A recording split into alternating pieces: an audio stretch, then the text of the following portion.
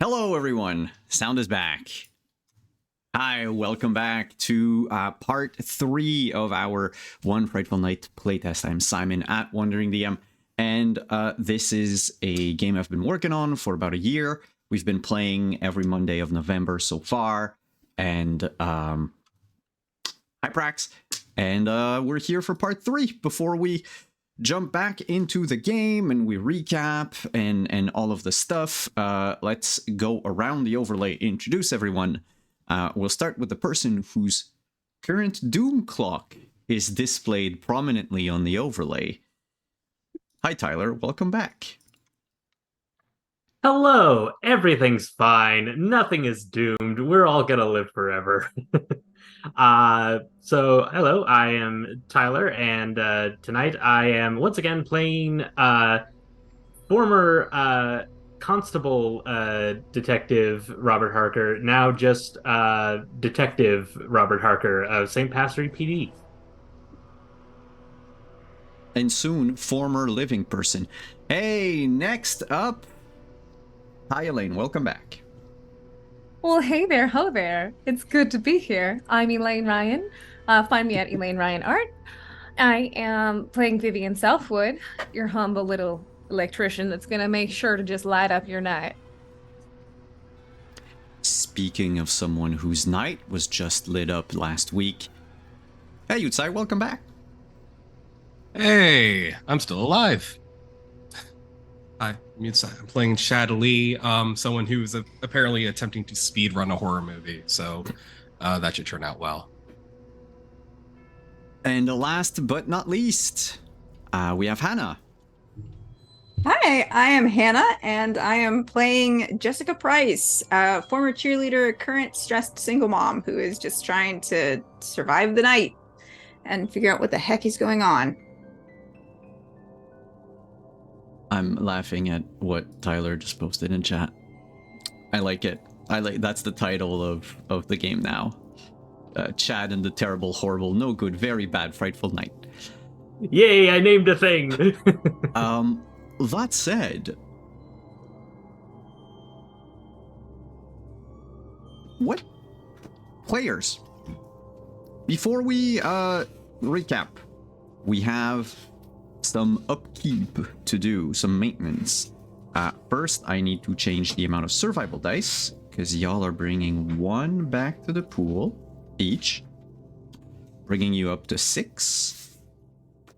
And if you have a damaged attribute, you can heal it. You have to start with Spirit if you have more than 1 currently damaged. Heal it all the way or heal it by 1? Heal it by 1. Okay.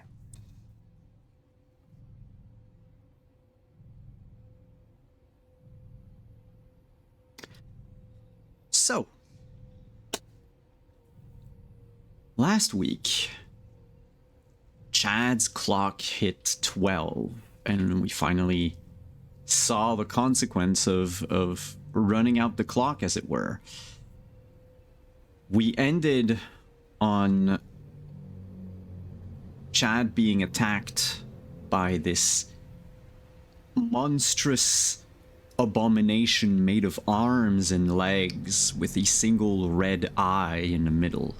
It seemed to stretch on from Chad's backyard through his car and was repelled by a timely use of pepper spray to the face.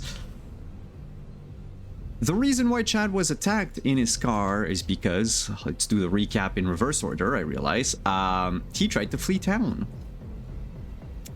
And for some reason, instead of, well, being out of town when he was attacked, he spent the whole time just idling in his, entryway. Whew.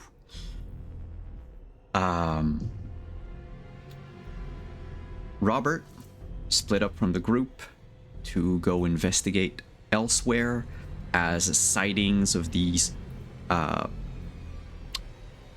people dressed in white seem to multiply around the neighborhood. The players have come up with a lot of very good theories, if you want to share with the class. Or no? Which theories? Which is specifying Just one of in them. which area? Oh, as to what's happening. I think every time we try to leave, we get another doom. That's one of my theories. I mean, theory. oh, go ahead. Oh, I was just going to clarify, like theories about how the horror systemically works, or more like lore kind of. Oh, lore, in narrative. Like what's been going on. Well, we got a couple of wanted posters for some missing kids. Probably has something to do with it. Yeah, an event that occurred in 1987, 9 years ago. We'll see how connected it is. Let's start with Chad, Jessica, and Vivian. In the direct aftermath of this thing's assault.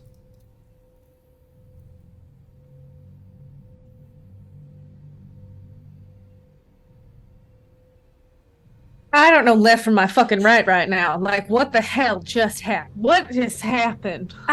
Chad, what the hell was that? Just to clarify, Wait, I mean, Chad still has like burns on his body. And Yes. arm, right? Oh yeah. oh yeah. Yeah. The place where it grabbed your forearm is through your clothes. So your clothes are intact, but your arm has burn scars, as if you'd been burned to this like second degree. And I'm running in with my first aid kit to make sure he's anything I can do to help him. I mean, like, I'm an electrician. I'm sure I've got burn spray or like cooling gel. Probably. Did you have a first aid kit as part of your possessions? I believe so. It says, yeah, first aid kit. Cool. Then Part of my wicked tool belt. but Shoot.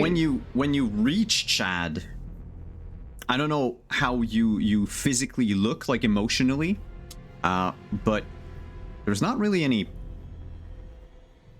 scars or wounds that are visible on him. Unless his sleeves are rolled up. Are you all right? Do you need anything? I maybe could help you a little bit if you're not feeling up to it. Chad's like gotten to his feet at this point, since he was kind of like pulled off them when he was trying to escape the horror. He's like, My he's Halford- shaking a bit. An arm offered out. If he Don't needs touch to me. stabilize. Okay. Back up. And I think as he shifts his clothes, just to clarify, there are still burns underneath his clothing, but the Mhm. clothing seems undamaged. Yep. Then Clothing is fine. He probably would wince in pain, and he'd start unbuttoning his shirt. And as he takes off the shirt, you would see like the array of like second degree burns that cover his arms and like the upper part of his chest. Oh shit, honey. The hell? He would That was- tentatively touch the burn and hiss in pain, as it seems like a very real injury. Yeah. Except it is totally scarred over. Scarred over. Oh, Mhm. so it doesn't hurt? Well, it hurt, but it looks like this burn happened years ago. You feel the pain, but it looks, in the moment, it looks like you probably have burnt yourself like a couple of years ago. He would tentatively like start tracing the outlines of the burns. Are they patterned in the shape of like people grabbing him, or yeah, like the one on your forearm is clearly 5 fingers grabbing at your arm. it's like someone making one of those Thanksgiving turkeys on his flesh? Oh, don't make that so funny. That's the humor makes the horror so much more real. It does. But yeah, Chad is very much like half bewildered, half like shocked / angry. He's still very much in that flight or fight response, and he's like looking at the two of you as if you were like part of it, even though you had actively like helped save his life there. And then you can see that kind of like anger start to lower bit by bit. When did you get these? And I'll ask about the hand marks. I've never had these. These are new. They do not look new. And I'm a little familiar with this type of burn. Are you calling me a liar? I'm not calling you a liar. I'm saying that they just don't look new. Well, they are. I didn't have them before today.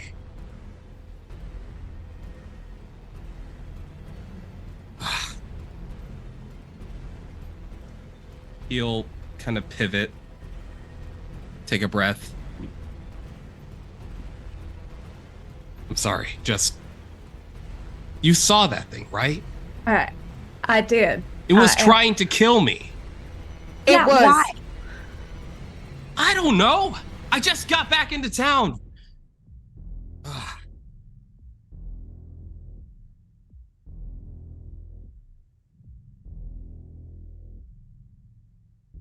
We're no. In this lull in the conversation, players, would you mind ticking up your clock as I move Roberts to the 6th hour? I do Me? mind. Why me? I'm not even in this scene. Just a real quick. On my pentagram, one of my shames is the large burns across Vivian's own body and neck. Ooh. You are And she's confronting not- your shame right now. Yeah, and that's why she's like, that doesn't look new. I know what it looks like to treat burns. It doesn't look like a new burn. That's an old scar. And so she doesn't want to say that, but can I be ashamed? You would have to. Well, did you say that you were like you knew about those scars? You said something along those lines, right? Well, I said those don't look new. So I don't know. She was vague enough. I'm just in case. No, well, it's because it's really in your mind.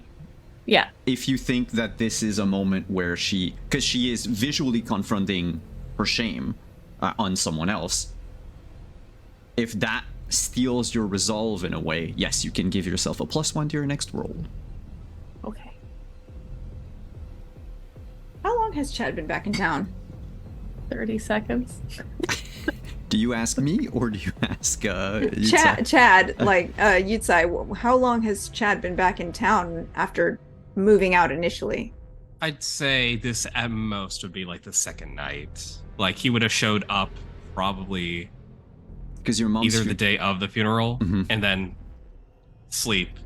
Spent the next day working out stuff, and that's kind of what yesterday in game was. Okay. And this would be like the second night.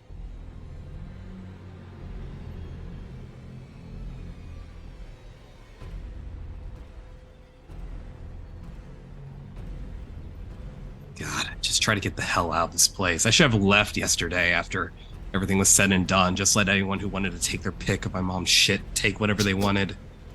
But no, I had to be a filial son. I had to do what was right. Fat lot, good that got me. Well, you're just gonna stand there and stare? Well, no, but you sure are feeling sorry for yourself. You know, you show up out of nowhere, coming back here to get something for yourself, and suddenly everybody around you starts to suffer. Don't you think that's a little convenient? If you It's had to something show for up, hold on something now. would have happened. Hold on now. Are we all start jumping down each other's throats? We're just going to be more liable to get into more trouble. Just to clarify, what does Jessica mean by get something for yourself? He came to collect his mom's stuff, right? Oh, that. Okay. Mm-hmm. Let's get one thing clear. If I could never return to this shithole of a town, I would have stayed the hell away. I came back because it was the right thing to do to clean up my mom's mess. What she left me with before I left her in this place behind. Yeah, was leaving her the right thing to do too? Hold on. This feels like a mess of something else that's intruding on the entire situation that's happened at hand. By the way, need I remind you, the entryway is covered in broken glass, as both your windshield and your rear window of your car were smashed to pieces. When you say entryway, do you mean like the driveway? The driveway, yes. Just wanted to Sorry. clarify. Yeah, But we're all wearing shoes and standing still. I don't yeah. think we're gonna. It's just scene dressing. There's a busted car next to you as well. Okay. And I would like to activate part of my pentagram. Mm-hmm. I am being confronted by my. Let's double check this. I kind of split into two, and I'll let you say if it doesn't count. But for my fear, it's my past coming back to haunt me. My former, I put originally bully, but I thought that might be a little too specific, so I also put a hyphen past. Yeah, but it doesn't have to be the specific bully. Like, the situation can be the same. And in this case, yeah, you're gonna have a +1 bonus to all of your rolls for a scene. You can just let me know when you want to activate it. If it's a scene that you think you're going to roll multiple times. I don't know, like if you get caught or something. Anyway, you get +1 on everything. Nice. And I still have that +2 for my regret I haven't used yet. Yeah. Remember, players, if any one of you also had confronted their regret. Wait. Yutsai, has Chad confronted his entire pentagram yet? Yeah. I'm missing one, my desire, which is actually like the one probably nice part of Chad, which is I'm digging myself deeper in a hole that I'm getting farther away from it. But if you do manage to hit it tonight, you level up for the finale. Ooh. Oh boy. All right. I'm knocking on wood for you. To Jessica's words, Chad would look at her square in the face, confronting his fear, his past. Look, I know what I had to do to get ahead in life. Staying around here wasn't going to do me any good.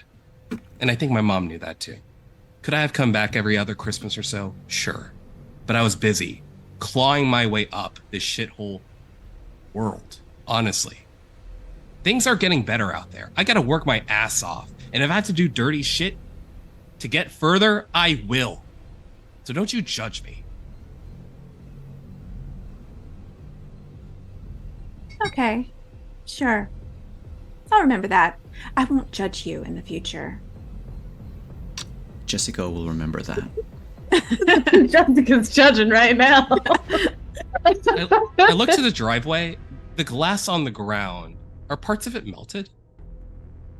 Ooh. Nope. Mm. But the entire window broke. Like, when it came in, it was big enough that it took the entire room inside of your car. It occupied 100% of the space without breaking anything inside. No, that's not true. I said it did break your driver's seat. That's now like completely reclined when it charged in. Could I investigate, like, the car? There's seemingly unnatural abomination pelted itself through it. Maybe it left some kind of clue behind.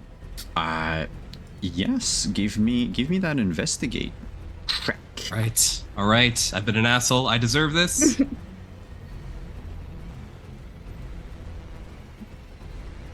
Do you want the survival die, or do you want to burn? We got new survival die. Sure. Yeah, use it. I'll take from the commons. Cool. That's a That 16. Yep. Let me just update the overlay. I realize on Roll20 I never updated it. My bad. I think what I'll do, it's a little bit of like behind the scene thing. But no. Is that you're supposed to be a token? You're supposed to be a token. The token of appreciation. Yeah, no, but I realize because it's not an like a actual token, it's just text. I can't like give someone else control over it, like if it was a character. Because then I would have just said like, any one of you can update it. Have fun. Yeah. So, with that success, sorry, I got lost in the weeds for a moment. There are handprints on the hood of your car. Remember, that thing was enormous. Yet, the hood of your car has... like, the handprints are little indents in it. Normally, it should have completely trashed that hood.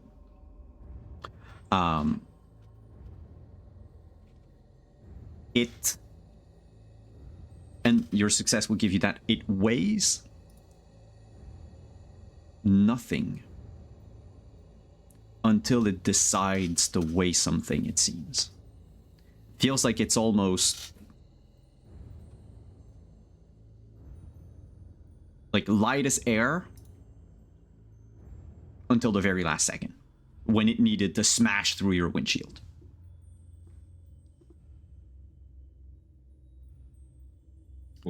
Probably have no problem climbing up stuff really rapidly either.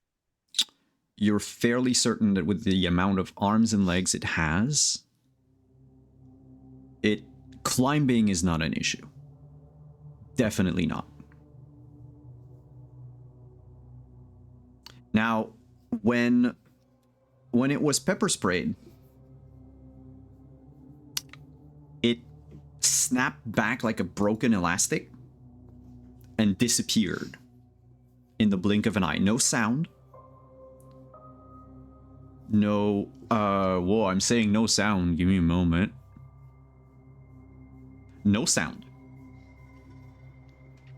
No puff of smoke. No nothing. It was just there a moment, and in the blink of an eye, it disappeared.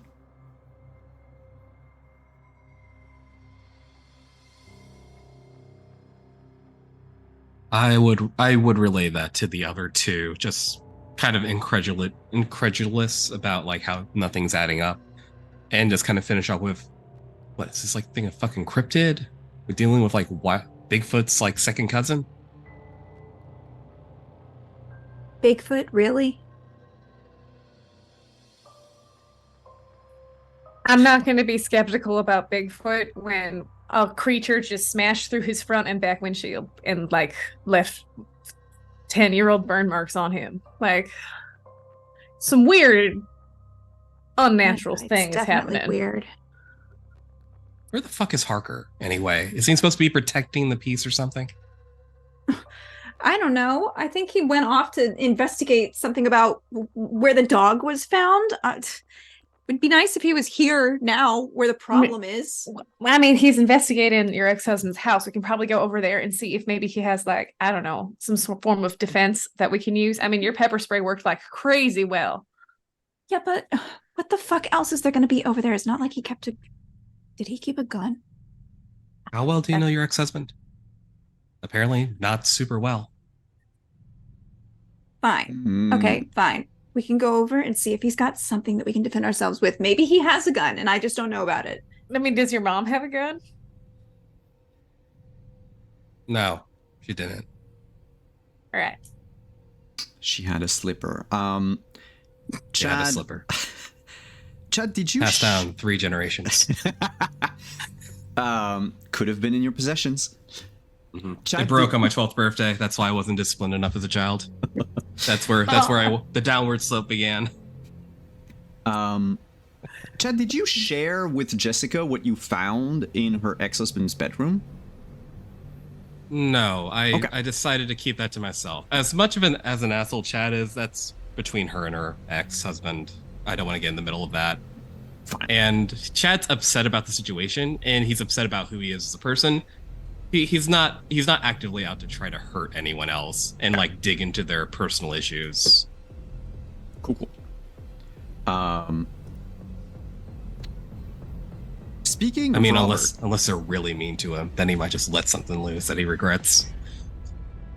Well, speaking of Robert,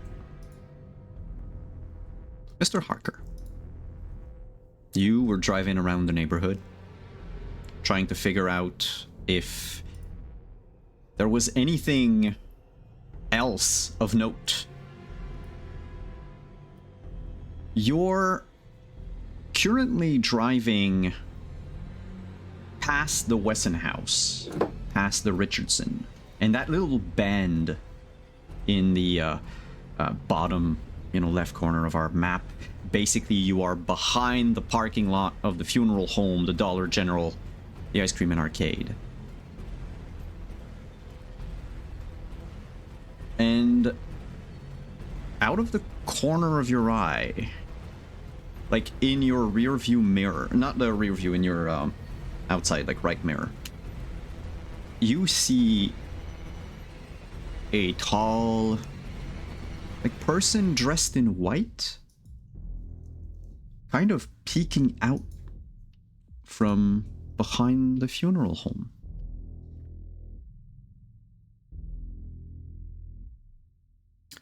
Okay. So, simply because I haven't gotten to utilize my pentagram thus far in the playtest, could I use this as an opportunity to utilize my desire? What is your desire? Well, Robert loves, much like his idol Hercule Poirot, finding the most daring, if obnoxious, solution. So, considering that he is operating off the assumption that Brandon Youth has run away under the delusion that he is a dog, can I whistle and call for this person as if they are a dog, and just be like, "Here, Brandon." I can't whistle right now. Here, boy, come here. Yes. In fact, I like it very much. Could you... Okay. We'll do something.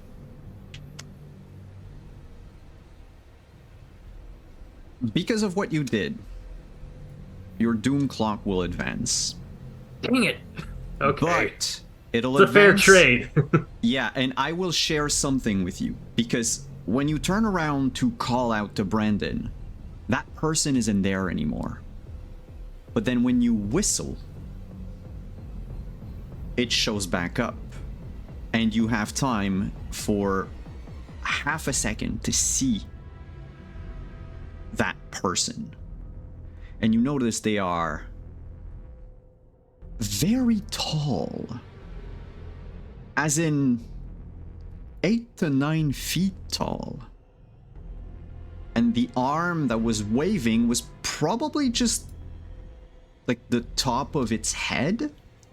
So first, before I show the handout, can you roll a D5? It's a D5, so take a D10, divide by half. That's the amount of hours your clock will advance by.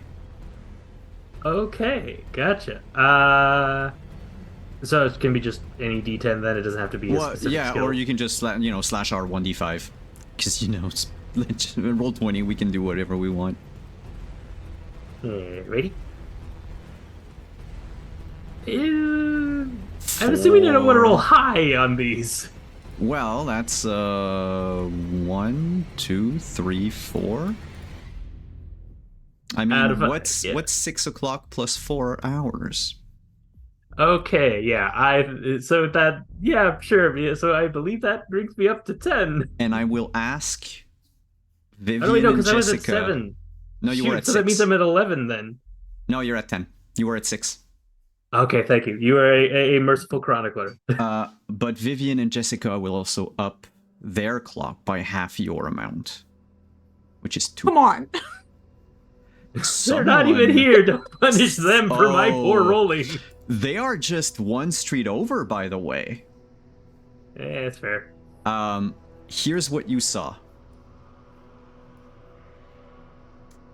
For players playing at home, I am putting the image as best I can.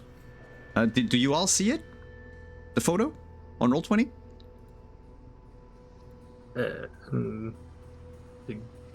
No, no one sees it. If I do it again? Not on Roll20, no. Oh no, because it says shared only with me. What the fuck? Sorry. Simon's That's like, well, how- I can see it, and that's all that matters. That's Anyway. how evil this picture is. Only the chronicler can know. I can see there the you monster. go. I don't know what your problem is. There you we go. Oh, great. Okay. Love that for us. Hold on. It's going to be tiny for people on stream, but I think you can probably make out It's a with the It's monster that's on it. I mean, ghost arm. The handsome guy on the left there? Yeah. yeah, the handsome I am not seeing 9 to anyone. 10 feet tall. Oh, it's a blur. Yeah, Yeah. he's like the overhang, the last one on the left. He's directly below it. Oh. Oh, okay. He's that tall. Cool. That's really tall. And Perspective also- helps. And also that blurry. Well, the thing is, you've always just caught it corner of your eye or as you were passing by. You never really paid attention to how tall they could be. But this one is not only kind of tall, there is something on that image which I doubt you can see. I'll put it on the Discord as well. Maybe if you zoom in on it. But part of its body also pokes out from the walls of that overhang. Yeah.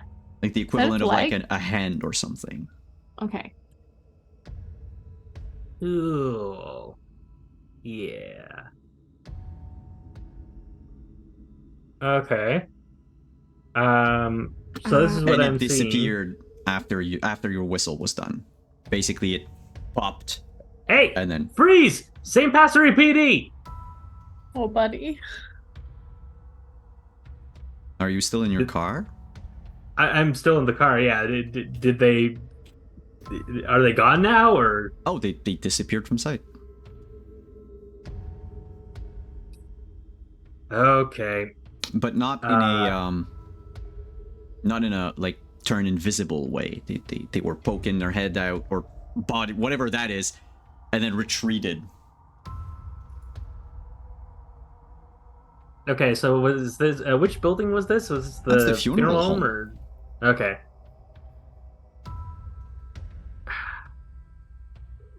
I have a hope to keep my community safe, and there's a strange, very tall person who just went into this funeral home. That's very suspicious.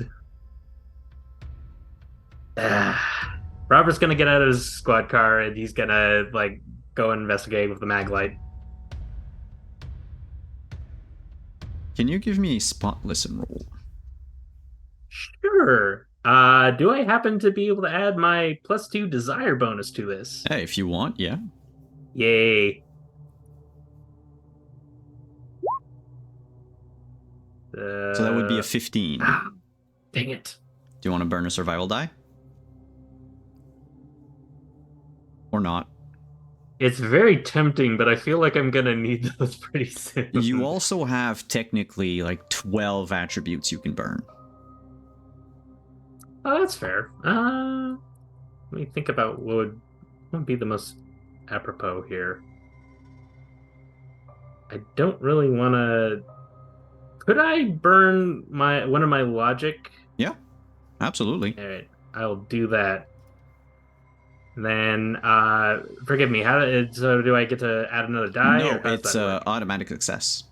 Oh, cool. So I mean, this is an illogical thing to do, so it all works thematically.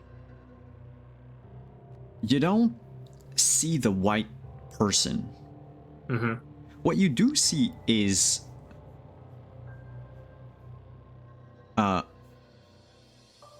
Miss Dubois, Margaret Dubois. She's the funeral home director. She's sitting in her car in the parking lot.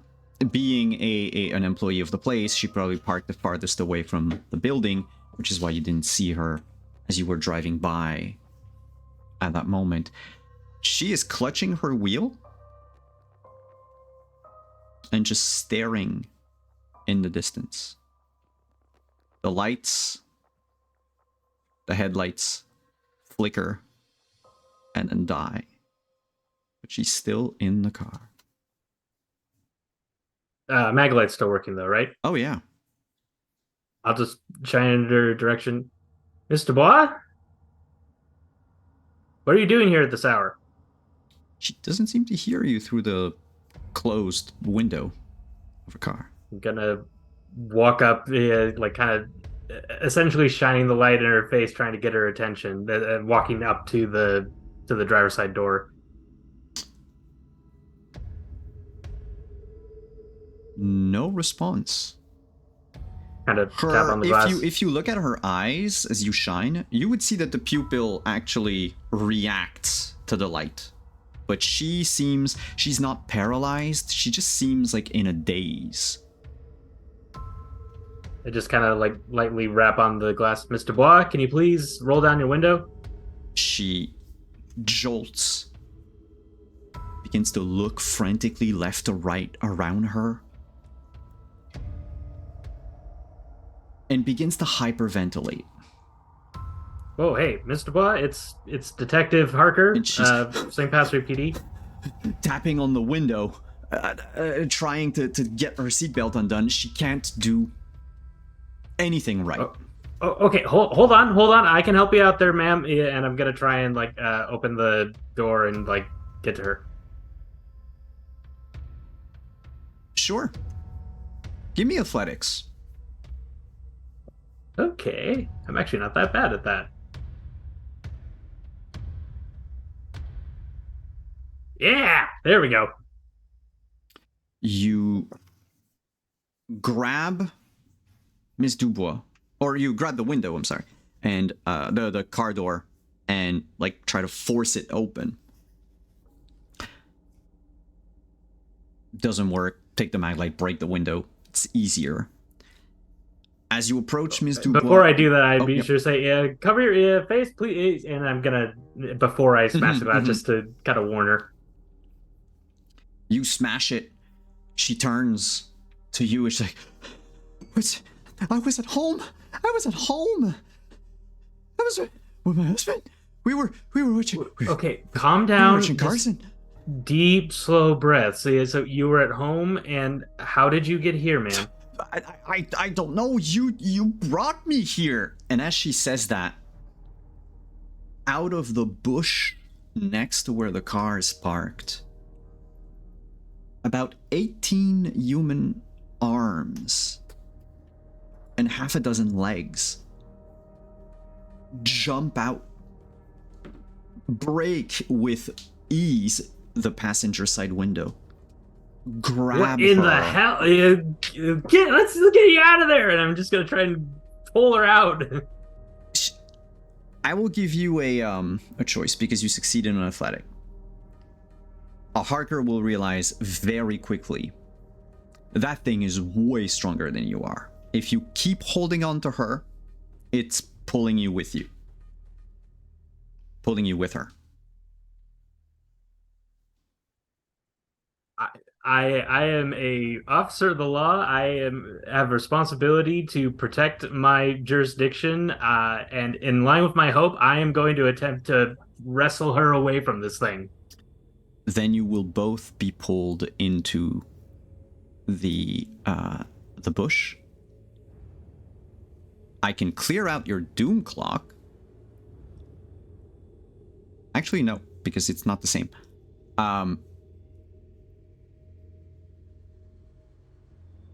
You basically are like sucked through the car, right? Through the driver's side window, passenger window.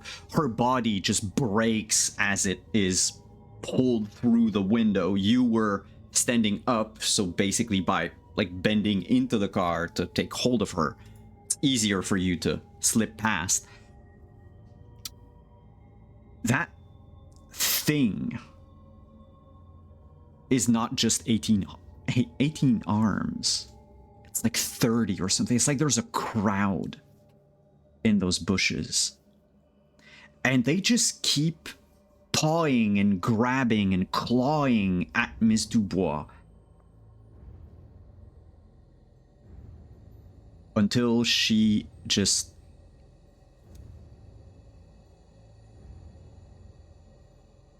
burns. Not with flames, but you see the skin cook. And and broil, if you will, as that thing is grabbing at her. It is completely oblivious to you, though. This is bringing up a very unfortunate part of Robert's past and very familiar. Ooh, what is it? So, does it look like there's any rational hope of saving her, or is she just too far gone at this point? Oh, I mean, by the time she was yanked out of the car, she was probably already dead. That thing that is next to you is probably around like 10 feet tall. It should have poked out of the bushes now that you... If you can manage a logical thought, you should have seen it. You should have been able to see it. That thing can't fit in like the hedge that it's in right now. And yet it does.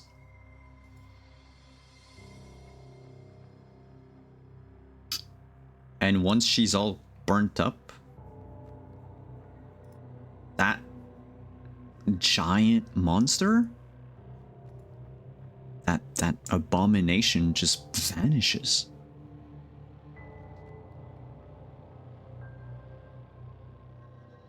I'm just gonna immediately, not even thinking about where that thing vanished. I'm just trying to like desperately like attempt to resuscitate and provide first aid, like as hopeless as it looks. When you put your hands where her heart is, you just break through the bones easily as her entire body just falls to ash.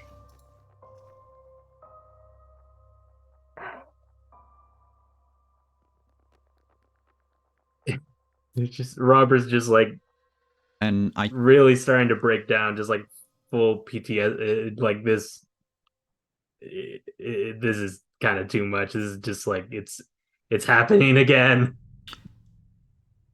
And because it fits with your hope being eroded, I will spend a doom die, which is something that I wanted to do anyway. That's fair. But I will spend a doom die to give you a so until I say it, until instructed otherwise, you are currently in what we would call an area of pitch black. I'm burning that die to invoke pitch black on you, specifically you. And it's a level 2, which means that you need at least a +2 from a light source, which the flashlight does provide. But if the flashlight goes out,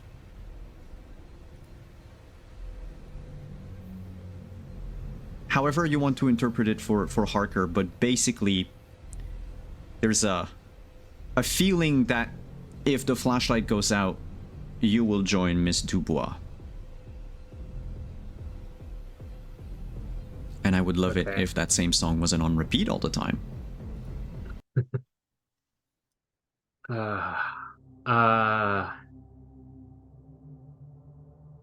Much like myself, Robert is kind of at a loss of what to do now, because it's like...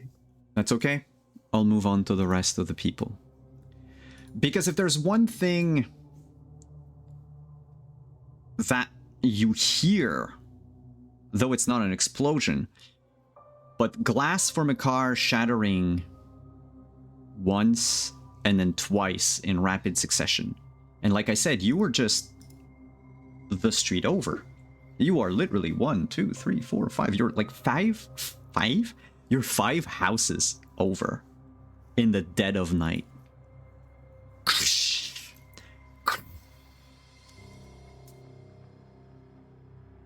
And then nothing.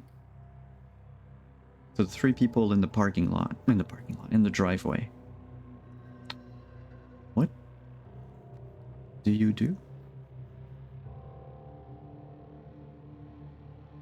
Think of that thing again. The hell was that? Breaking glass. The sound very vividly seared in my memory. Yeah, no shit, it was breaking glass. Where was it coming from? Down that way, I It's guess. Do we go towards the noise or away from it? No, I don't think it's we don't smart go to towards the be- noise. What if But what somebody if else is in someone's trouble? Dying. I mean, if we didn't come for Exactly. you, you would still be. Who knows what would have happened to you? That shuts him up. He raises a finger, but he can't refute that.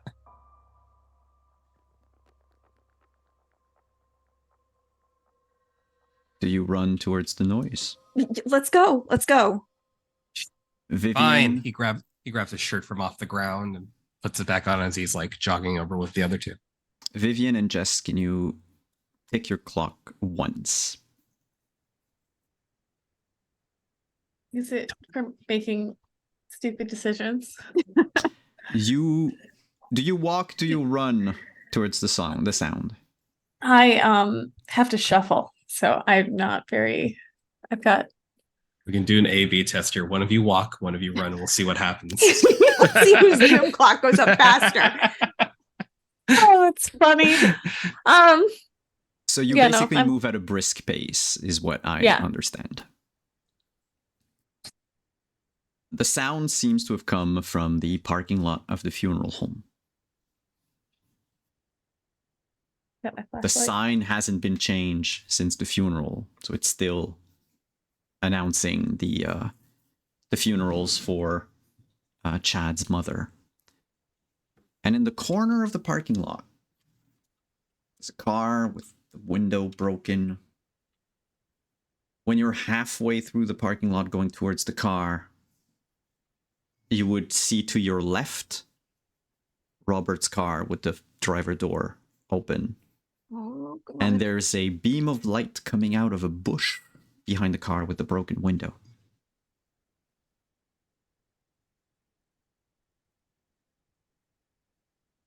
Robert? I'm gonna go to the police car and see if there's some kind of like weapon or anything useful, since Robert doesn't seem to be around. It's trying to spotlight into the bush too from the police car. All right. But I'm. I'll do That's a the car. suggestion. I don't know. I'll do the car after. But Tyler, if you can send Chad what's in your car, either through Zoom or whatever. Sure. And Robert would also see the beam of light being shined upon him, and you can hear Jessica's voice. I'm kind of still just like I'm definitely crying, but I'm just like kind of non-responsive at the moment. You can hear sobbing from the bush. Just sobbing from in the bush and a broken car and an empty police car. Mm-hmm. There's multiple of us and we're armed. Yeah, absolutely. We can mess you up. So just if you did something to Officer Harker, come on out. Or if you are Officer Harker, please come on out. You just hear like, not again, not again. Is that you, Robert? I'll approach a little bit more and you like shine my own headlight on it.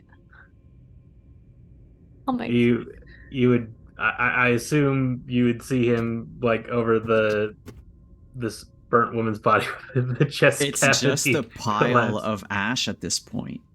Oh god. Robert's hand, though, is, black. And he's just crying. She burned too. This is my fear too, by the way. There's Being burned alive. there's a woman's dress in that pile of ash. Clothes weren't burnt at all. Oh my god, it's just like Chad. What? He's still alive. He's still alive. Vivian? Robert, what happened? Oh, she'll like kind of squat kneel next to him as best she can. There's a thing. It came out of this fucking bush and it just As Robert It puts his ripped hand her over. through the car window. I tried to pull her out, but it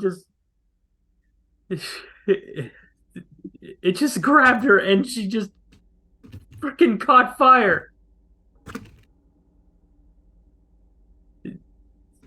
Just like,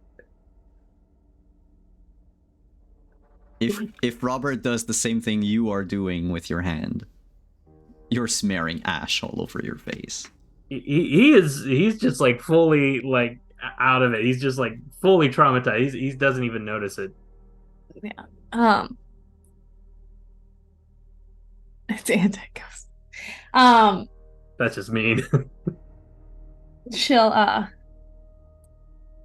take a little kerchief out of her back pocket of her overalls and it's kind of like grab his hand and be like, yeah, that's right. But like also be wiping it off and like trying to help him settle a little. If that not, I mean, I doubt it. Thank you.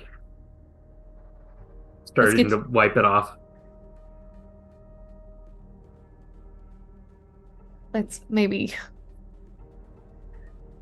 It was just so strong.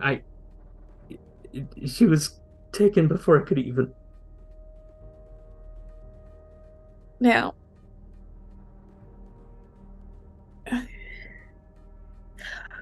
Why don't we? Shit, I have no idea what the hell to do here. Chad, Jessica, Robert, do you have any weapons of any sort in your car or anything like that that might assist us? I mean, like. No, I never needed. What the hell was it?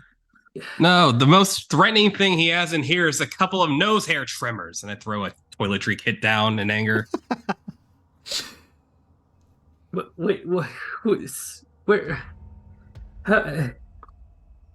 If you look at Chad, you'll see he's like out of breath. He's kind of red, and his he has his bun up. One, it's clearly like mislying. He like skipped a bun by accident, and his sleeves have been rolled up. You all need to get out of here. There's a thing with a lot of damn arms, and it. Yeah, Robert, we've seen it. Okay, we know what you're talking about.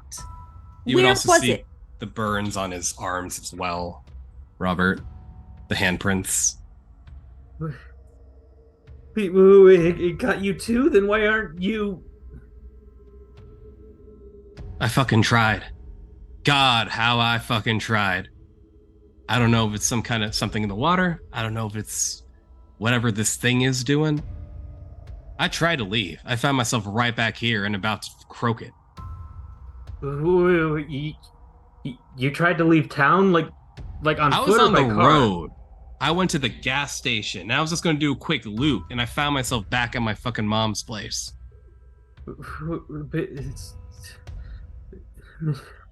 Miss Dubois, she was in her car too. Like that's when that thing showed up. She was just like behind the wheel, just like scared stiff, and then that thing showed up when I tried to get her out of the car, and then. But it didn't attack you when you were driving around? I mean, I guess it was attacking me, but only because I was trying to pull her free. Okay, but it didn't attack you in your car. It only attacked her in her car.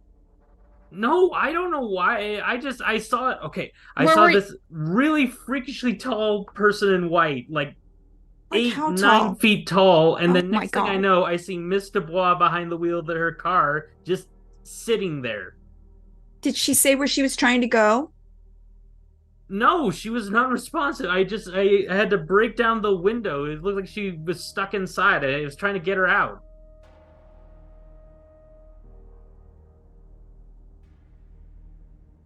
I was trying to get her out. I don't think that you didn't cause this to happen, Robert, Mr. Harker. The thing that came after Chad went right through his front windshield, right out his back windshield. It was terrifying. But she would not have been safe in her car if you kept her in there either. You don't understand. Like, I didn't find her burning. She was burning, and I couldn't stop it.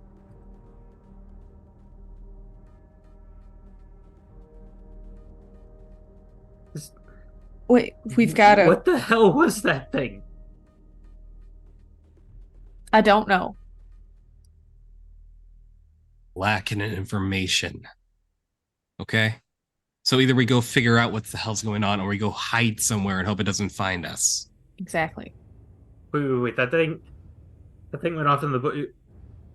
Whose house is nearest there? We got to make sure it doesn't get them. You gonna stop it, Robert? You gonna pull it back with your two hands? I got it. And he's just like kind of stammering, like, Gonna be a middle manager here. I'm gonna put a hand on Robert's shoulder. Robert, you gotta do what you can handle. Right now, you got 3 problems on your hand. Me, Vivian, and Jessica. Make sure we're safe first. Worry about everyone else later. Okay? And if I could, I don't know, I if I got need away to from roll. Canada to get away from this kind of crap.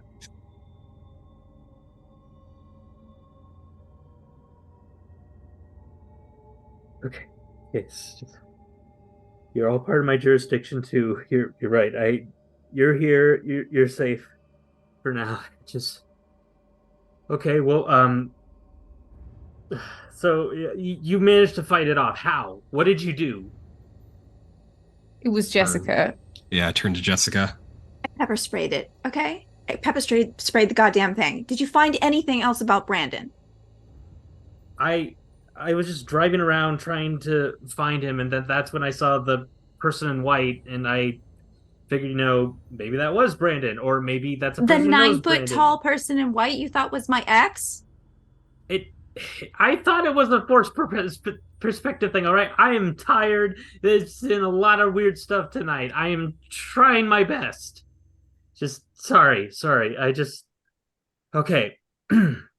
So you said pepper spray worked. Just anywhere on it, or No, it's got this eyeball. It's got a big eye right in the middle of it. I don't know. When you get to the center of the octopus, it sees you. It's got I don't know. Do you have? No, I didn't see an eye. Just a lot of arms. That is true. We're It's at not. the funeral home right now, currently, right? Yeah, in the parking lot. I look over at the church across the parking lot. Are any of the lights on? No. Maybe someone's doing a late night cleaning or service, or maybe there's a live-in pastor wing or something. No lights.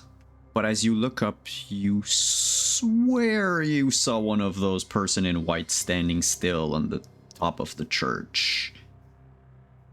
Or it might just have been a cloud.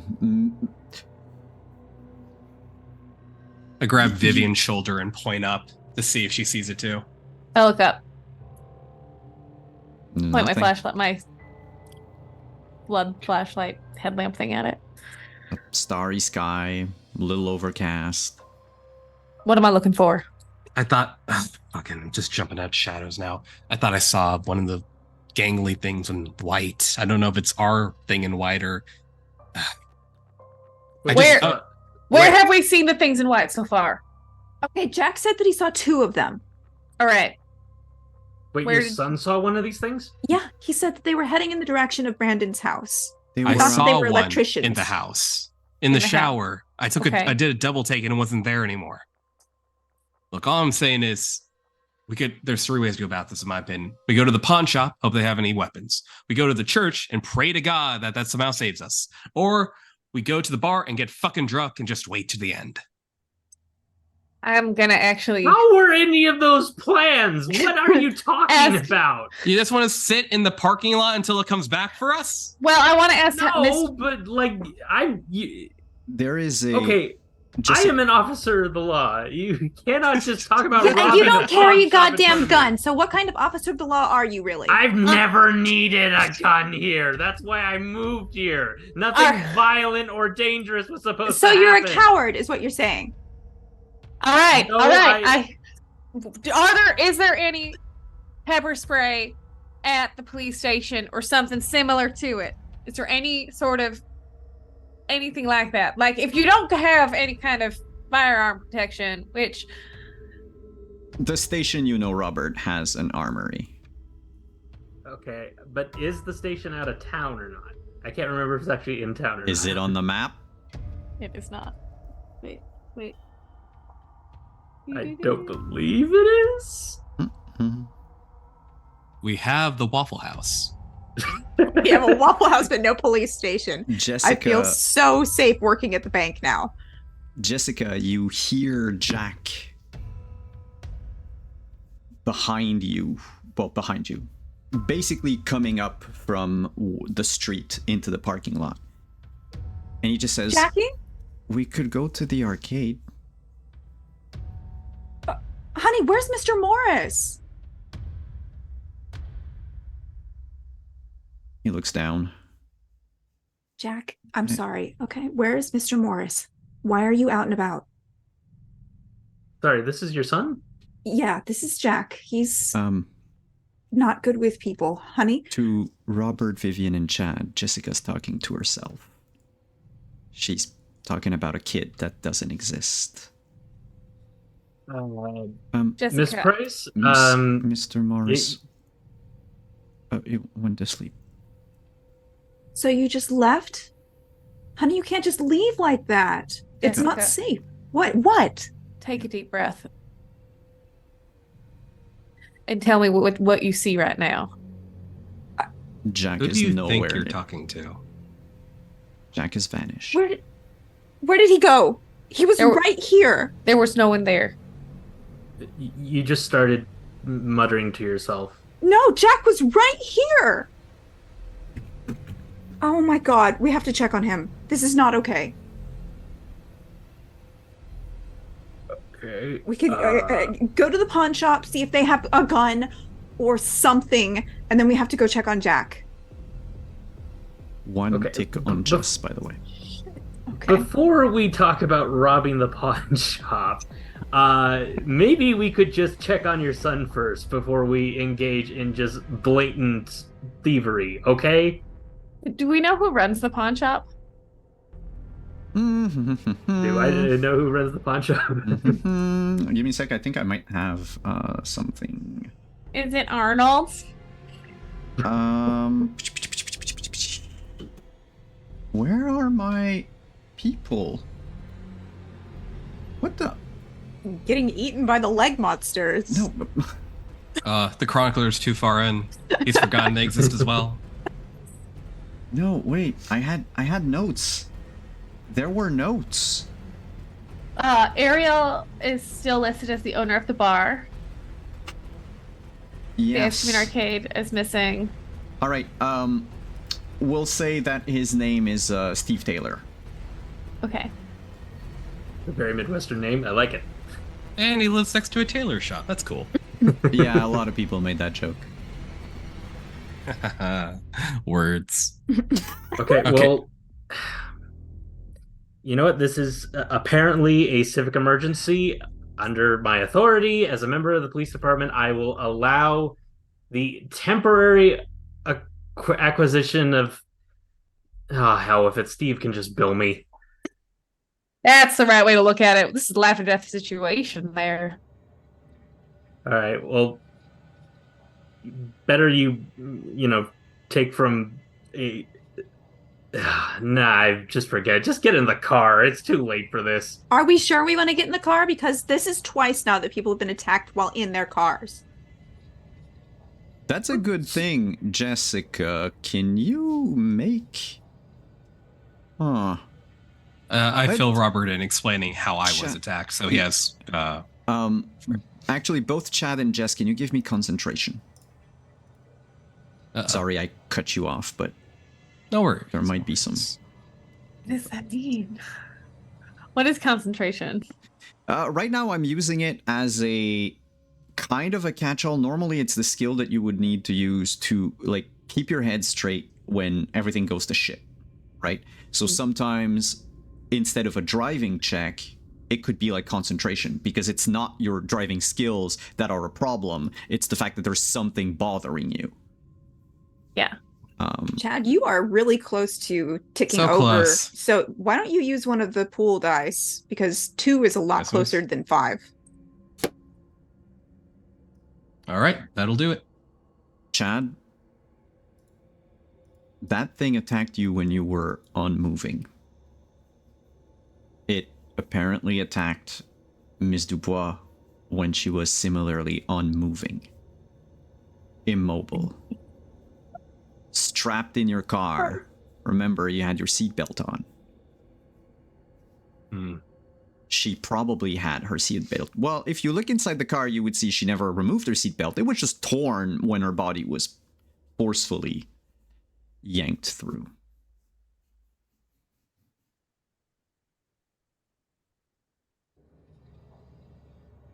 Violet? I would point that out to the others. You know, it's a stretch. Granted, it is a stretch, but the car theory might not be Wait. wild. Wait. Why is the stream frozen? Wait, how long is this? Is it? Okay. It came back. Okay. Sorry, my entire OBS just froze. Sorry. Can you say that again, chat? If you think about it, where we've been seeing these things in white, shower, church, in cars, aren't all those places where you just kind of stay in one place and just stay there? I saw one going into the backyard of Brandon's house. Does that count as another place where you just stand around? I don't know what Brandon was doing in the backyard of his house. Does he like to sit out and watch deer or something? Deer? How country do you think we are? I grew up here. I know how country you are. No, he doesn't sit in the backyard and look at deer. Look, But I'm just saying. He could just stay out there and throw the ball to the dog sometimes, I guess. So that's not very much movement. I'm agreeing with you, Jessica. I think the car's a bad idea. If we're going somewhere, let's move on foot. And Okay. besides, seems like we're seeing shit. I thought I was driving down the highway. Apparently, I was just sitting out in my driveway. You thought you were talking to someone. Apparently, they weren't there. Let's not put that in a motor vehicle with all of us inside it. Well, how do we know that this thing is even real then? If, we've all been having Rip open my sleeve. Yeah, The burn marks. Gesture at the woman or the dress. The effects maybe are... it's just really late, and we're certain things haven't actually happened the way we think they have, and just Robert, denial is a hell of a drug. Robert. Contemplate how bad you are at your job in the morning when we survive. Okay, you know what? Screw you, Chad.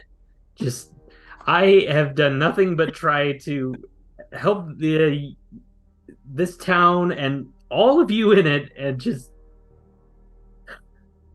Tad, what made you decide to leave town when you got in your car and decided to go? I just had enough. I was hearing things. I didn't want to sound crazy. I went back home and I thought I heard my mom for the second time. I saw some guy on the television talking to me. I thought there might be iron or copper in the water. So I was seeing stuff.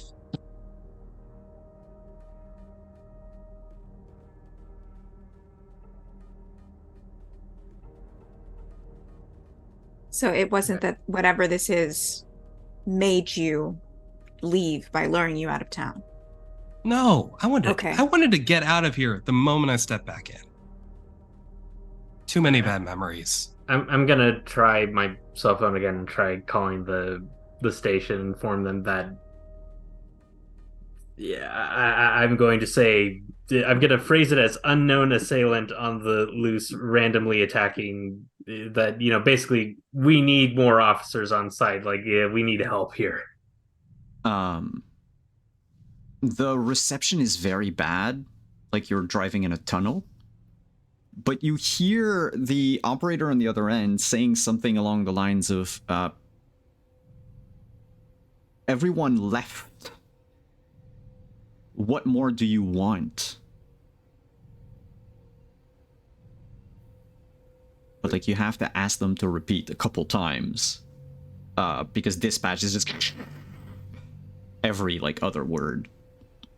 Okay, there is a unknown person attacking people at night here in St. Passery. You need to get here. There's an active uh, uh, there's an active attacker. And the dispatch will repeat one last time before the signal gets cut off.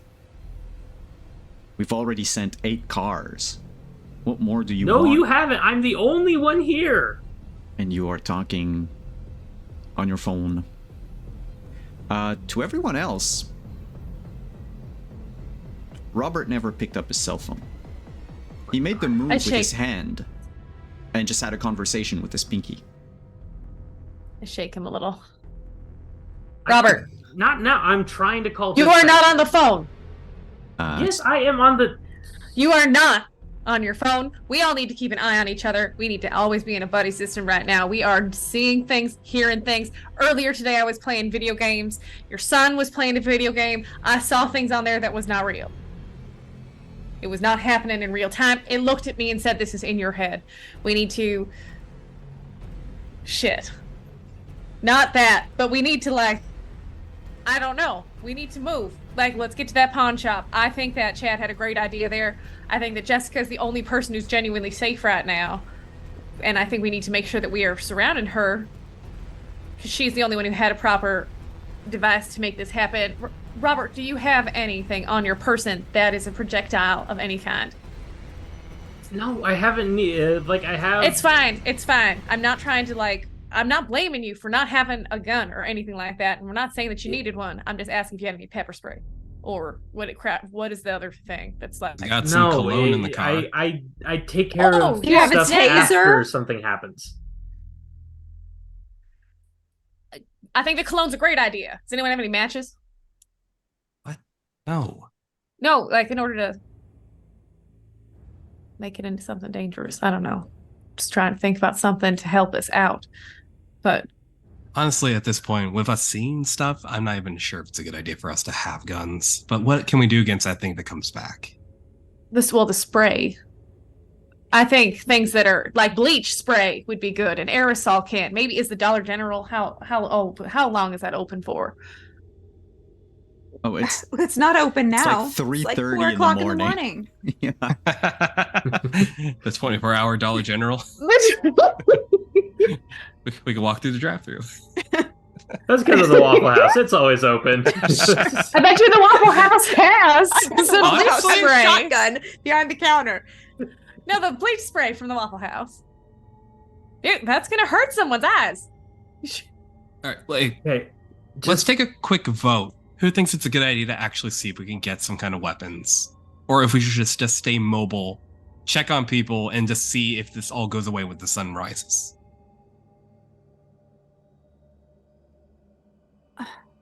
All things considered, I don't think a gun is going to stop whatever this is. I think that the pepper spray only deterred it because it was startled and hurt, and I don't think that it's something that will be affected by a gun. There's nothing to shoot. It's all arms and legs. If you get shot in the arm or in the leg, it's not going to kill you. I mean, it did seem to only exist when it wanted to. It was light enough. Okay, That's such a fucking weird statement. Holy shit. So, but I agree with you, Jessica. We obviously need help, and I can't seem to get a hold of anyone on my cell phone. So, worst case scenario, we head over to the pawn shop and we can hopefully find some more pepper spray to arm ourselves with, which is, non-lethal, apparently successful self-defense option. Worst case scenario, we trip an alarm and police will show up anyways to help us. Well, if we want to trip an alarm to have the police show up, we should go to the bank. Well, it's right there at the same strip mall, so we've got options, apparently. Or, Jessica, you said you were talking to your son? Yeah. Maybe we should go check up on him. You don't want to get something, you know what? The more time we spend just talking about it, the worse things are going to get for him. So we should just go there right now. I've got my pepper spray. If something happens along the way, we can use that. We'll check on Jack and then see what we can get after that. I vote for that. I think that's right. Just fine. Let's get moving. All right. I would need to know, players, if you look at the map of the neighborhood, What's our route? yeah, what's your route to get to Mr. Morris? We're going to cut through the backyard.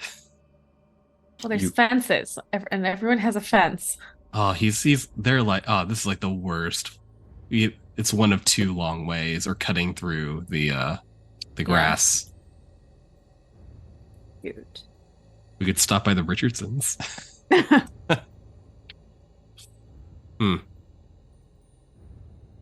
You know, just let the mayor know there's a monster loose on his town, and he's Yeah. probably not going to be reelected if he doesn't do anything about it. You know what? Honestly, not necessarily Yeah. a bad idea at this point. I guess it it depends. Do we want There's now to? a political impetus to stop the monster attacks. Do we want to stop by, go around my place or Robert's place? And yeah, because we'll have to pass my place and Jessica's place to get to Mr. Morrison's if we go clockwise, or just Robert's place if we go counterclockwise. If we go by your place, we'd also go by Brandon's place in order to get to Mr. Morris's house. And is there anything of import at Brandon's place? I think of the gay magazines in the dresser. Nope. Oh yeah, that'll just open it to a random page and show it to the Yeah. monster. There you is go. there's you- radar At that you've Mr. left Morris's. alone. Uh-oh. With Oh, Mr. God. Morris. No. Radar was with Oh no, Mr. it's with Morris, Mr. Morris yeah. now. Yes, it's Yeah, cut off. no. Mhm. We would not Yeah. have left We, this we're radar alone. doing That was the everything number we one can to priority keep here. Mr. There's Morris, the nothing dog, else and left for Jack you with alive. Brandon's. We're not getting that tick on does the dog die.com. Actually, we can cross through. Yeah, why don't we cross through Brandon's backyard? Or no, that's where we saw people in white. So maybe we don't want to go there. Yeah, we could pass. I mean, there haven't been any people in white in my backyard, so we could just cut through there. So I'm hearing counterclockwise, and if we see like a good place to cut through the yards, we'll take the shortcut. Mhm. All right, counterclockwise. Okay, good. Yeah. And on On- foot or in the car? Yes. Okay, on I foot. would vote for on foot. On foot. I would also ask Jessica if if she remembers any like urban legends around town about anything like this, because That's a good question. What would that role be? That's a Um, great question. It's not even a role because you've lived here for a while, right? All my life. All your life. St. Passery is the most boring town in the world.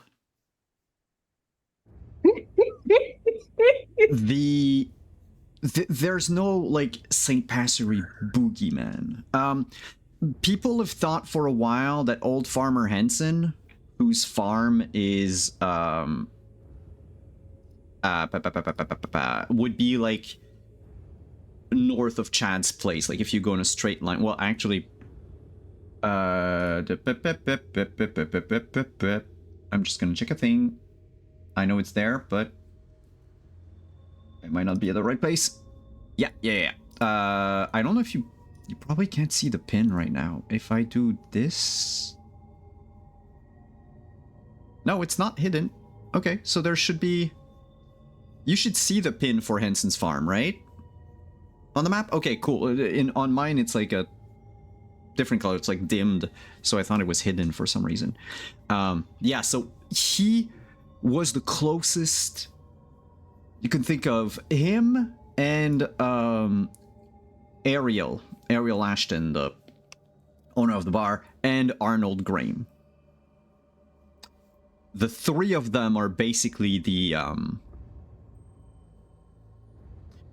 the closest urban legend you would have heard is that the three of them probably used to be murderer and hid in St. Passery.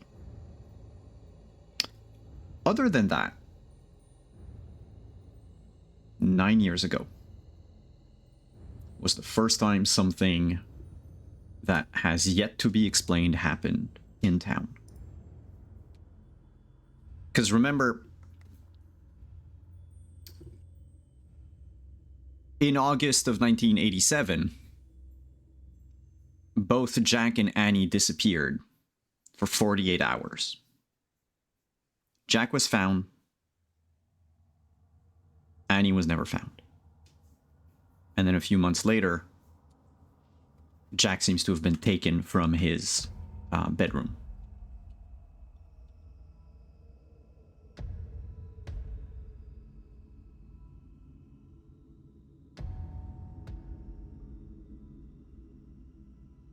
Okay. So the three potential murderers living in our midst is the least interesting thing about this town, is what you're telling me? No, what I'm saying is it's the most interesting thing, like as far as an urban... You don't have like monsters or sightings of UFOs or anything. No, we have three potential murderers, apparently. It's mostly because they are... Is that like adult Curmudgeon. gossip or kid gossip? There's missing posters at the arcade still. Is it just like creepy old man at the corner of the street, or that guy has a shady past, we don't like to talk to him? That's a good question. It's mostly, I would say, adult gossip. Oh, okay. The kids have picked up on it, and you know they'll dare each other to like ding dong ditch Arnold's place. That's like behind the pawn shop. But other than that, the kids don't normally believe in anything more. It's just the adults have this, because nothing's happening. You know, Salem, Massachusetts was a very boring town for a long time. And when you get a bunch of people bored with no entertainment, eventually they'll make their own entertainment. If Jessica believes those rumors or not, that's up to you. No, I do not believe. I grew out of believing those rumors. Because, you know, people are mean and they will make up hurtful things about anyone that seems a little bit different.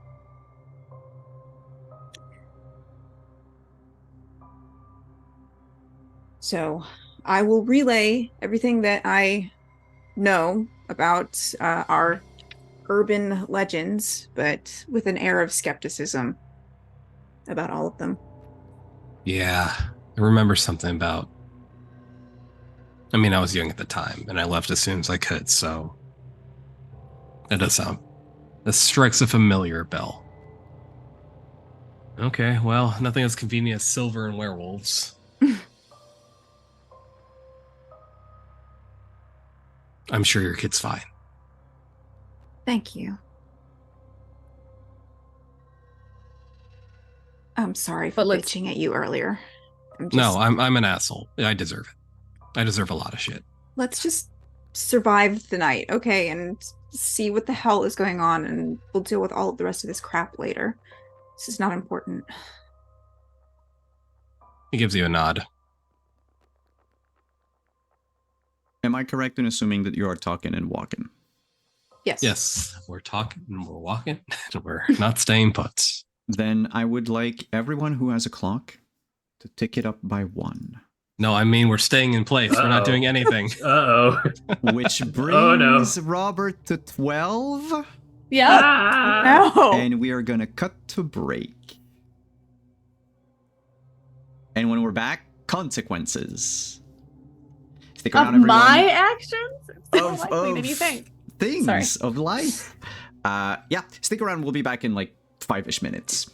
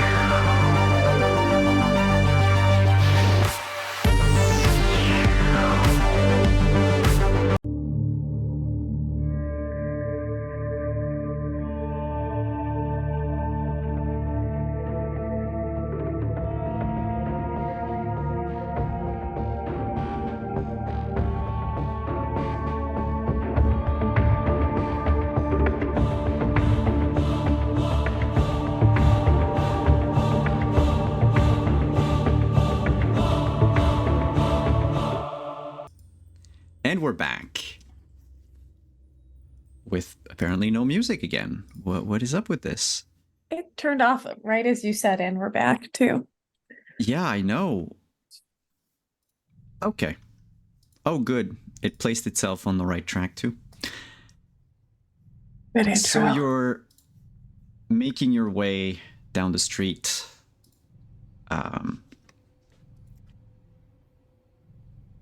Towards Chad's house and then eventually Mr. Morris.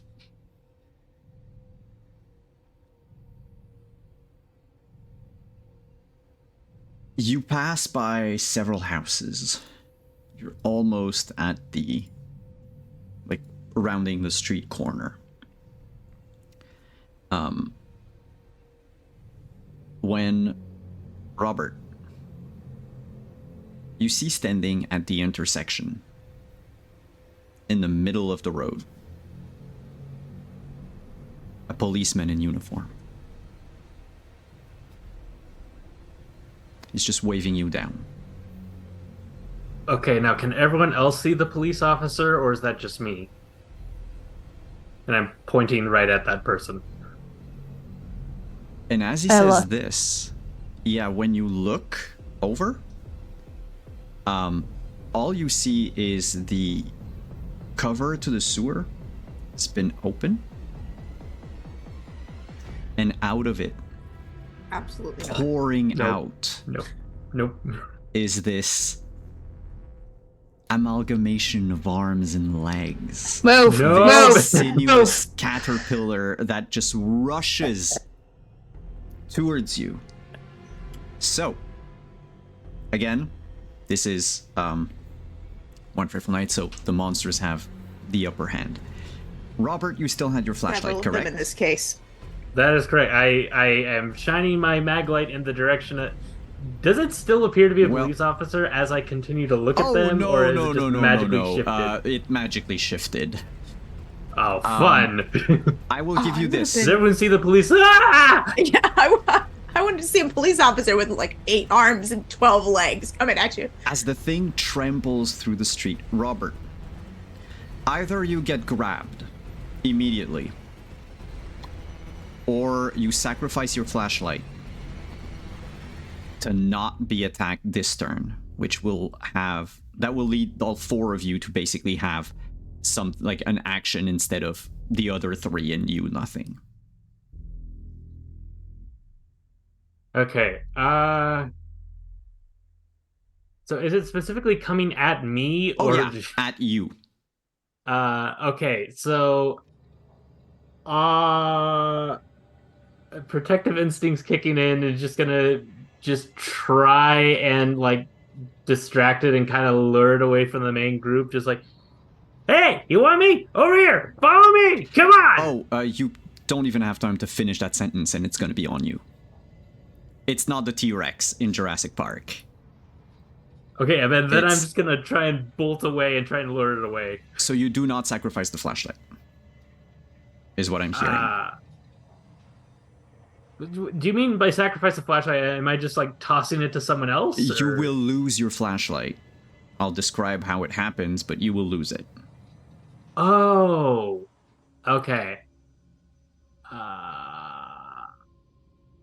This is kind of my only weapon that I have on me. Is this giant honking mag light, but know. it probably isn't going to do anything. But it is a light source. Yes, and right now you are currently counted as being in pitch black, which is why the flashlight can help, which is why if you get rid of it, you have 1 turn to do something. Is he still in pitch black? Because you said he needed an additional light source and Vivian came along with her headlight and shined it directly on him. That is true. But the pitch black remains until I say otherwise. Okay.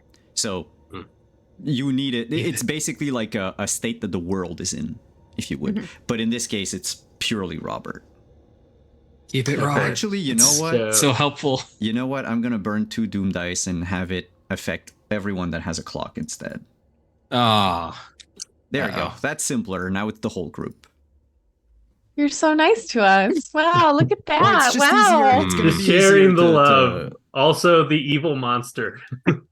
So I can chuck Robert's flashlight and avoid the consequences is what I'm doing. Just give me that. Okay, so basically, I can either hold onto my flashlight and hope that I can either like If you hold onto your fight flashlight, it you off get attacked. long enough for them to get away, or else run away and hope that I can lead away without the flashlight. Is kind of my Exactly. options Yeah.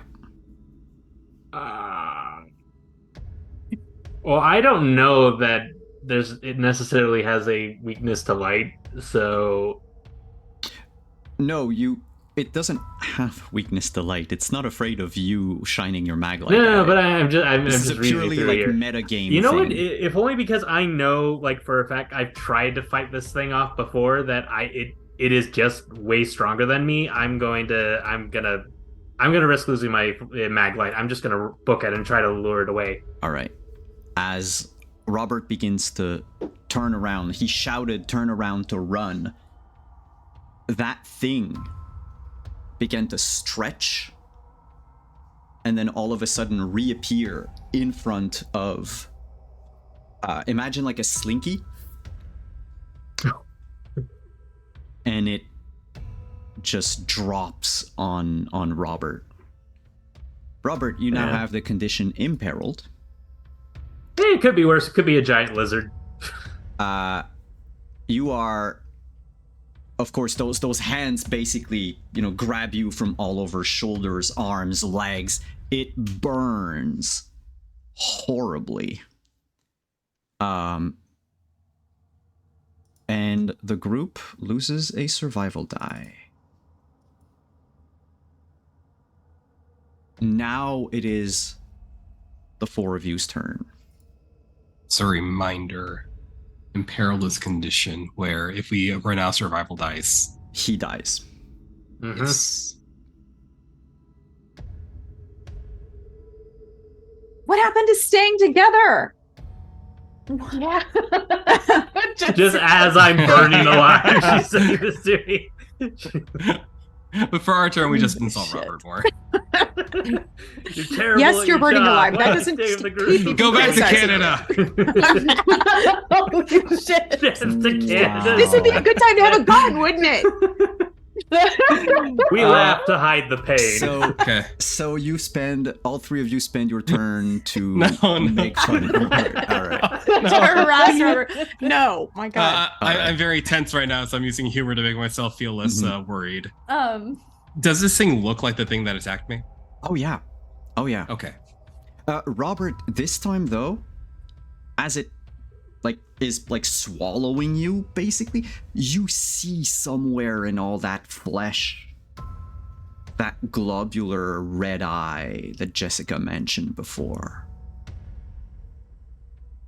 It's got no, there's a pupil, but it's not circular or black. It's like a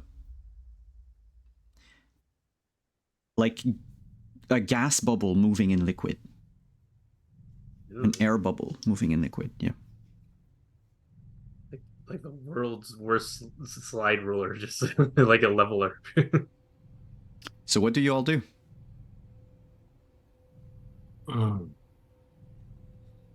I'm just gonna shout out, just like the eye. Can you see it?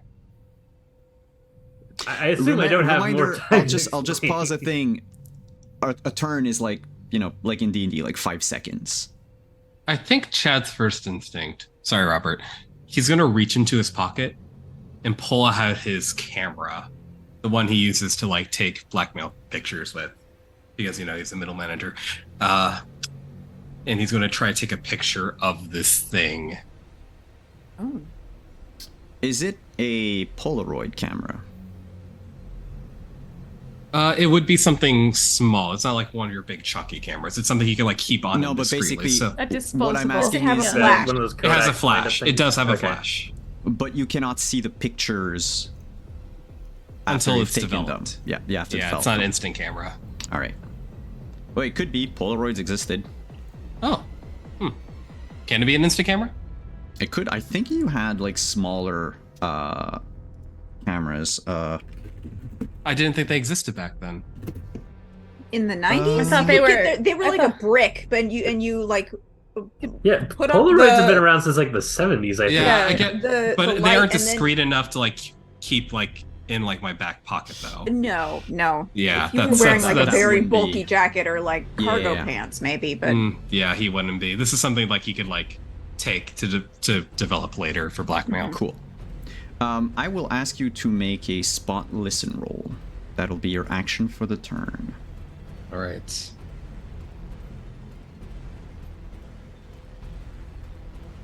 It's always so close. Could I burn 4 survival dice too? No. You can, if you roll a survival. Look, I just Okay, really need so this you photo. wanted I'm going to be famous now. I just really need this to work now. Dang it. 5 is pretty significant. It's not guaranteed to work. Even if I use burn one of, I guess I could burn one of my stats. You've got in total 15, but like 12 before something bad happens. So Right.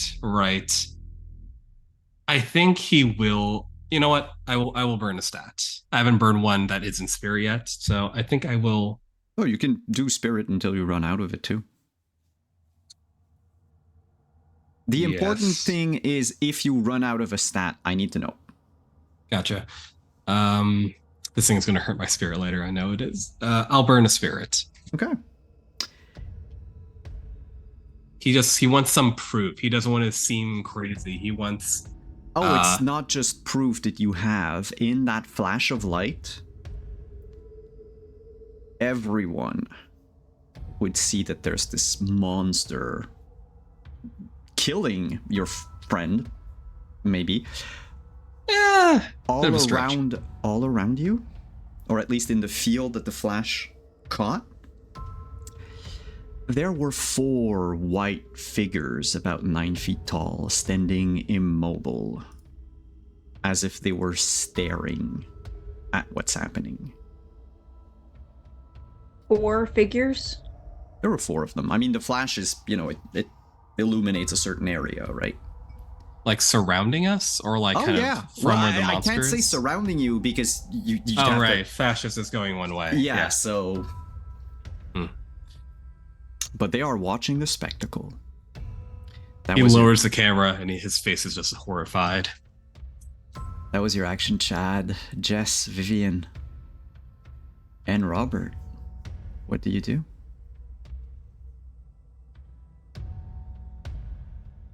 Looking to see if there's anything in my electrician's toolkit that's useful in this moment. I don't. You can chuck tools at it. That's what I'm thinking. I'm like, well, I actually think I might chuck a tool at one of the tall white things. Let's You see if- saw it just for the length of the flash. Okay. So you can throw something at where it was, but they're no longer there once the flash is. And my headlamp doesn't make him show. Obviously not. Have been doing it all evening. Okay. Then I'm gonna. I mean, I'm not very fast. Oh, whatever. Got a lot of tools. I'll throw one of my screwdrivers at it just to like, I don't know, try and slow it down a little bit. It's I will count that as a helping action, so you won't need to roll yet. Do you have dots in aim? No. Okay, so we'll count that as a help for Robert. Okay. You don't need to roll. It's big enough that if you chuck your screwdriver at it, you can't really miss it. But that means that, Robert, whatever action you take, you're going to have a +1 thanks to the screwdriver. Yay. Okay. Which So will I would have heard basically- something hitting, like, kind of clatter to the ground. That might be something that happens. Okay, yeah, If, because if like you want it to, if your action, you want to use the screwdriver as part of your action, yeah, we could say that, like, Yeah, while you're 'cause, like, being yeah. assaulted, it just clatters on the I would ground assume and- that they had thrown me the pepper spray because they have previously stated that worked, but I'm just gonna feel around, and if I grab the screwdriver, I'm just gonna like stick it in the eye thing. That's gonna be my first instinct. All right, that's going to be your action. I just want to check Jessica because she's not imperiled right now. Right. I have nothing in my inventory. I'm just very fast. So I guess I'm gonna run to Robert and see if I can help get the things off of him so that he has like a fighting chance to do something about the eyeball, because he yelled that he could see the eyeball and we know that that's the weak spot. Mm-hmm. I've got the pepper spray still. I don't know how many charges I have on it. Up until we say that you run out. Like, unless you tell me specifically I empty out the can, I figure you're just like, Psh, and that's Okay. it. Does Robert look like he could catch something? Because that's my main concern, is that if it's like this. He's not like caught like being held, like grappled. It's more like they don't need to exert pressure to burn him. They just need to touch him. Okay. Well, I'm gonna try to run up and help then. All right. Do you have dots? Do you have skill ranks in athletics? I do. I have professional skill in athletics, and I also have a very good pair of running shoes. The running inventory. shoes is not going to come into question right now. Okay. Because you're not going to make a full roll. I'll explain. Because you are professional in it. You can roll a d10, and Robert can use that d10 instead of his. Instead of one of the two of his for the check he rolls. Ooh, just with a 10. All right, so Robert, you thought it was the pepper spray. You grab whatever it is you have within arm's reach as this thing just burns you through your clothes. It feels like a handle, maybe like a knife. Works for me, just whatever I have handy. All right, so that's going to be a fight check. You get a +1 because it of could be athletics, Vivian. though, couldn't it? No, it's going to be fight. It has to be fight. Dang it. And you also have the 10 that you can swap. So remember, +1. If you have any other bonuses that you want to use, the screwdriver gives you a +1 thanks to Vivian. Okay, that's still 2 dice, or am I like just taking you roll 2 off dice. 1d10? No, you roll 2 dice, and then you can choose to swap one out with Jessica. Gotcha. Okay.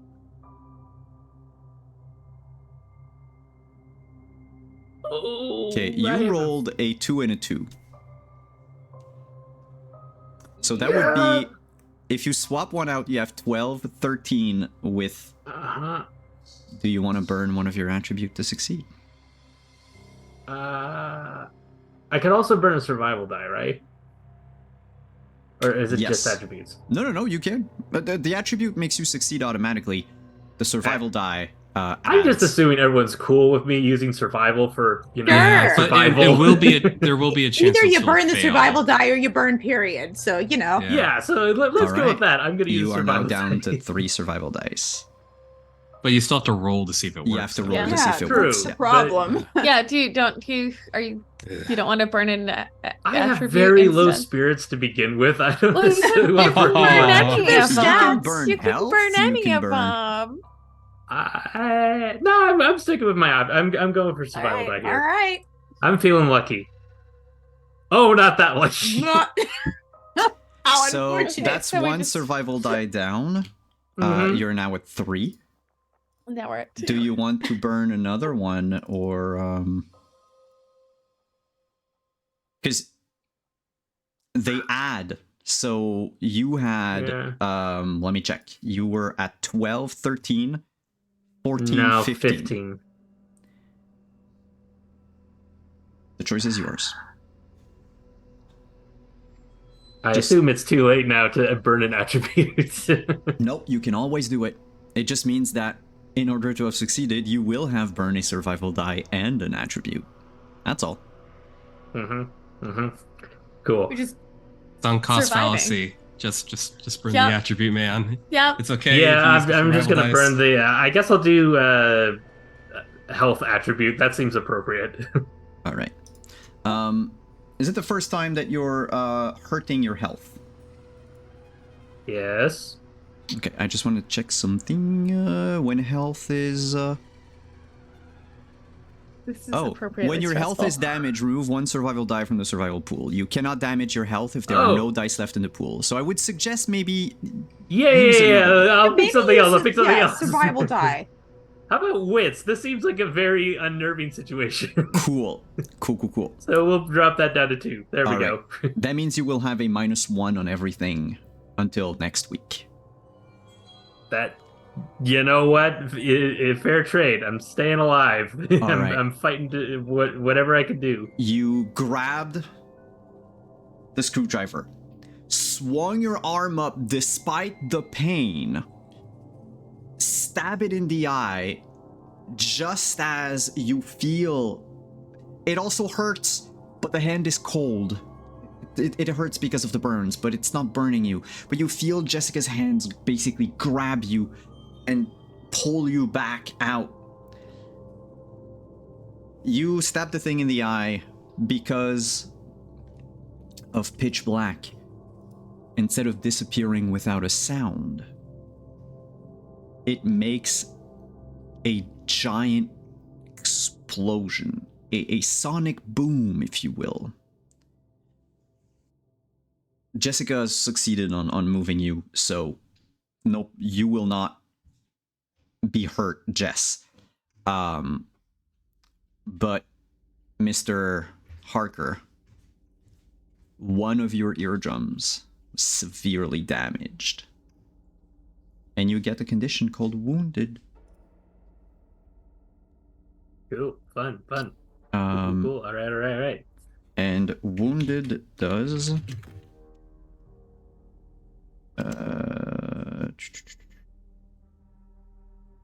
requires you to make a concentration roll to attempt anything that you are not that you do not have skills in. Sorry, so I have to do concentration in addition to any unskilled skill? Yep. Which means that often enough you Fun! might have to burn 2 attributes. Yep. Until someone removes the wounded condition, so that can be done through, first aid or rest or whatever. I'll come right up to you. But that said, hey players, it is the same sound of thunderous explosion that you heard when Brendan disappeared. Just it happened a few feet away from you. That thing is gone in the blink of an eye.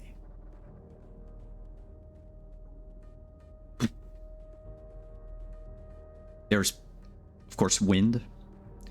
And the windows of the house near you, the house on the side of the corner of the street, the windows shatter.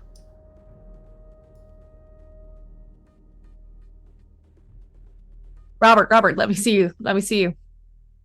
What? Yep. I'd like to put some gauze over his ear because I assume it's bleeding if he popped his eardrum. Uh-huh. Yeah. Hey, wait, let's Wait, stand up and move somewhere else. Did you not see those tall things in the area? Rob, can you hear me? Yes, I can hear you. Wait, what tall? I was kind of busy at the moment. What are you talking about? We're just gonna relocate real quick, okay? Okay. Where are we on the map, actually?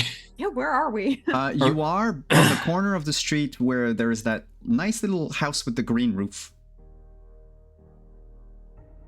South like of right Chad's by house. Chad's Right, house. yeah.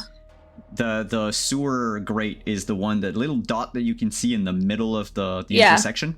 Yeah, that thing came out of there. That's also where the transformer exploded. Nope, the transformer exploded Further down, I believe. It's across the street from the Daltons, from the barbershop, the Okay. barbershop icon. That was where I see. it blew up. Okay. Look, Well, my I think we know what blew up the transformer the first time. just everyone get into my mom's place. We can pull Well, up there we're for a going to bit. check on Jack. Yeah, we but gotta check on our kid. We Aren't gotta you gonna check take a on look at Jack. aren't you going to take a look at Robert's ear? Yeah, we'll do it at When Mrs. we're Morrison's. away from the sewer, okay? You're right. You were right. I was too about it. Let's get over to where Jack was so that we can make sure that just safer numbers.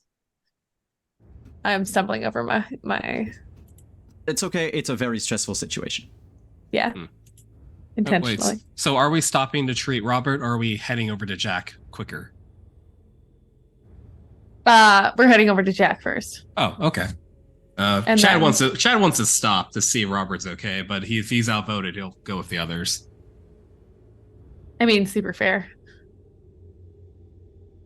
And we'll have But- Jessica's clock on the overlay now. Okay. Oh, by the way, yes, I forgot that. Jess and Vivian, move your clock up one. All right. How exciting! Oh my god. That's why we. It's nice to be on this end of the clock. I don't like this with multiple clocks going up at the same time.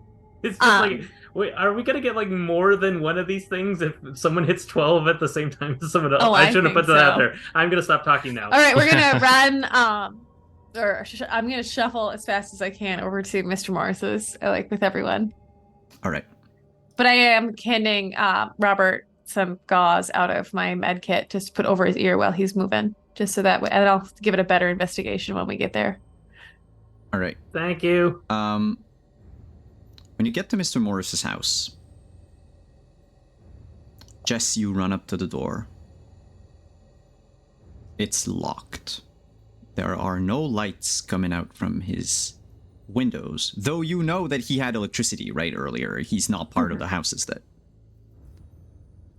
I mean, it is 4 o'clock in the morning, so I assume he might be asleep, but at the same time, Mr. Morris? Mr. Morris! Jack? You hear radar bark. The dog's in there. And you can hear the little paws scratching at the door from the other side.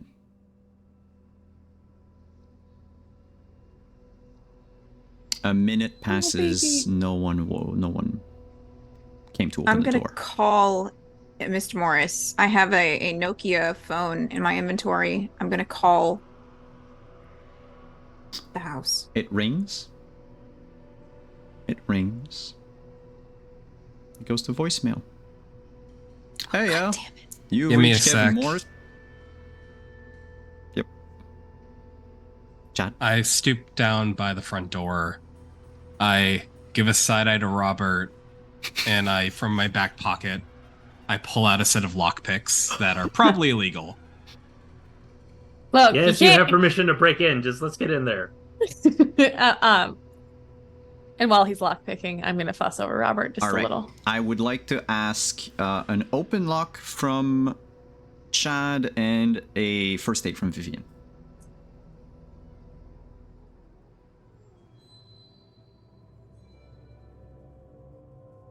Haven't got a single one today. Mhm. What the Uh, fuck?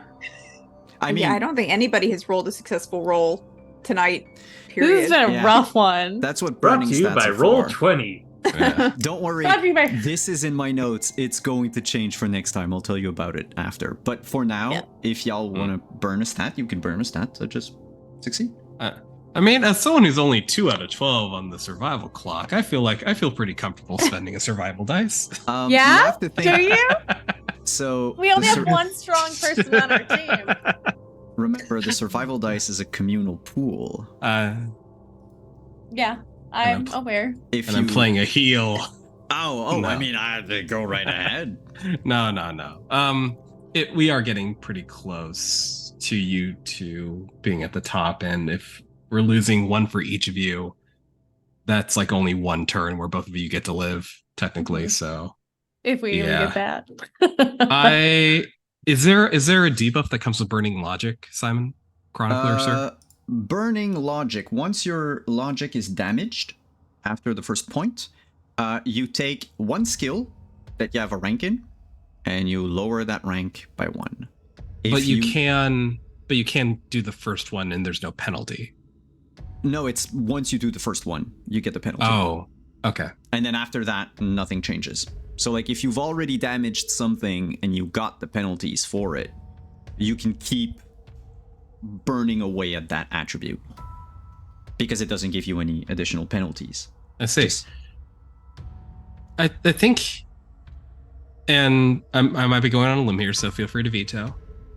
The fact that his particular shady skill set is actually like being required here Mhm. in a way that like makes him feel useful, makes him feel wanted.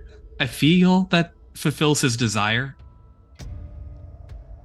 You know to what, be acknowledged and needed. Jessica?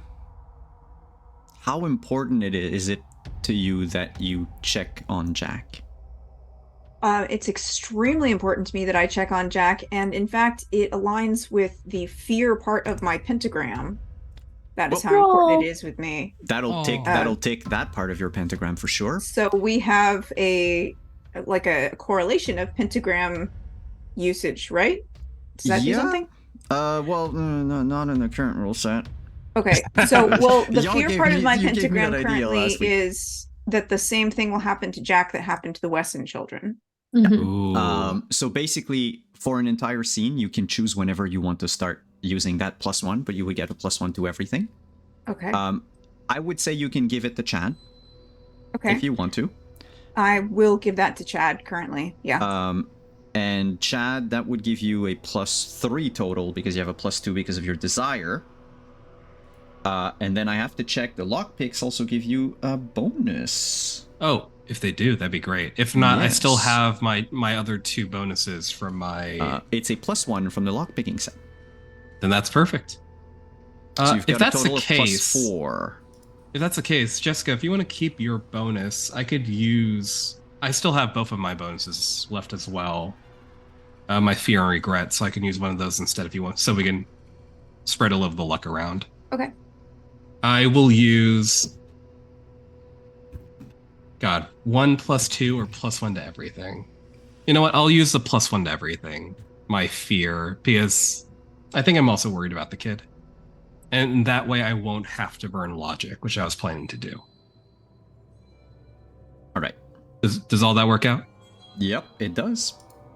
Alrighty. So you'll level up if you. So the last thing that you need to advance is you need to survive until the next session. No one trip me. If the thing comes back, nobody trip me. I want to see what happens. Click. Yes. Door unlocks. And Chad is very much like, this is part of his desire. So it's always been kind of like, he's always been the shadier guy, the jerk, the asshole. And for once he feels like, okay, I'm doing something that's technically illegal, but it is to be a better person, which is what he wants to be. Like in the end, like originally when he was younger, it's like, I can just be an asshole for a little bit. And then I'll be a better person when I have the luxury to, when I have the resources, when I have the time. So it's kind of like he feels a little good about himself, but that carries a lot of guilt of he's just using that as an excuse because it's easier to be mean. It's easier to be rough with everyone. Chad is a big softie inside. He just pushes people away because he's afraid. It's got baggage, man. Jess, the moment you open the door, Radar Radar runs at you. Barks. Just a series of tiny barks. His tail is not wagging. And it will reach for the bottom of your pants, bite it, and try to pull you inside the house. Yeah, I go in. We should all go in. It's dark. The house. So when you come in, it's basically an entire. It's like a. It's not a split level house, but it's an open area. Living room, kitchen, dining room. It's all out in the open. To your right, you've got the couches. You've got the. There's a little railing that separates the like where the dining table is from the living room. There's a corridor, so if you walk up to your left immediately is stairs that go down to the basement. But if you were to move past the stair and go to your left, there's a corridor that leads to probably the bedrooms, probably the bathroom, whatever. And you can see as you come in, basically you see the patio door. It's closed, but you can see everything in there. Jess, can you give me spot listen? Radar Sure. is going to give you a +2. All right. Um, That's a 15. Did you want to use anything? What were you saying, Vivian? I wanted to also. I'm buddy systeming, and You're- I'm with you. Well, Okay. then I will That's say. yeah, Okay. with my headlamp. Just It's more a listen than a spot, but still. So that's Okay. a 15. Jess, do you burn anything? Do you do anything? Do you keep that result? Let's see what I've got. Oh. I've got. What? Sorry, Vivian. You failed Oh, your yeah, I first aid failed my earlier. health. Did you wanted to like burn something to succeed? To remove the wounded condition from Robert?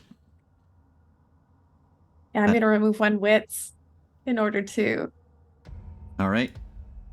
help him out. And now Vivian has, if it's your first wit, you now have -1 on every skill check. It is. That said, Jess, sorry, back to you. Yes, I have spirit. Yes, I do. So I'm going to Oh, yeah, you use one of burn. those. Okay. So while the house is silent and dark, you, before everyone else, because you're the first person who stepped inside the house, you hear, it sounds like faint music coming from the basement. It is completely dark. No lights are turned on. But there's faint liturgical chants or something? Church music, organ, something like that? Mm-hmm. Something's in the basement. Does it seem like the dog is pulling me in the direction of It's the pulling you in the direction of the... downstairs? Yep. Okay. Yeah. It's We just should- radar won't back up into the stairs. Check out the basement. All right. Officer Harker, you got that light? I lost Yes. the mag light, right? No, And I don't. no, because you I- decided to be attacked instead. Yeah. So you still have the mag light.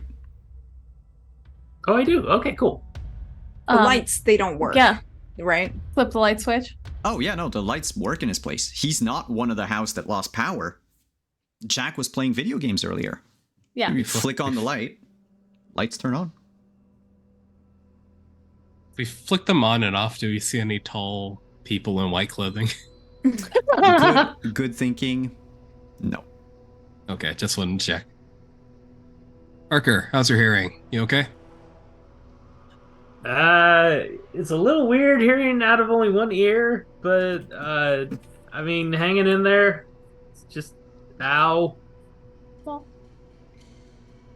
Appreciate the help, Vivian. On the side where Harker can't hear as well, Chad's just gonna mumble a very quiet sorry. What? oh. What? Never mind. We should head down there. Yeah. Vivian is gonna peek into the kitchen and see if there's any cleaning supplies under the sink because she's obsessed with trying to get some form of aerosol just in case something comes at her.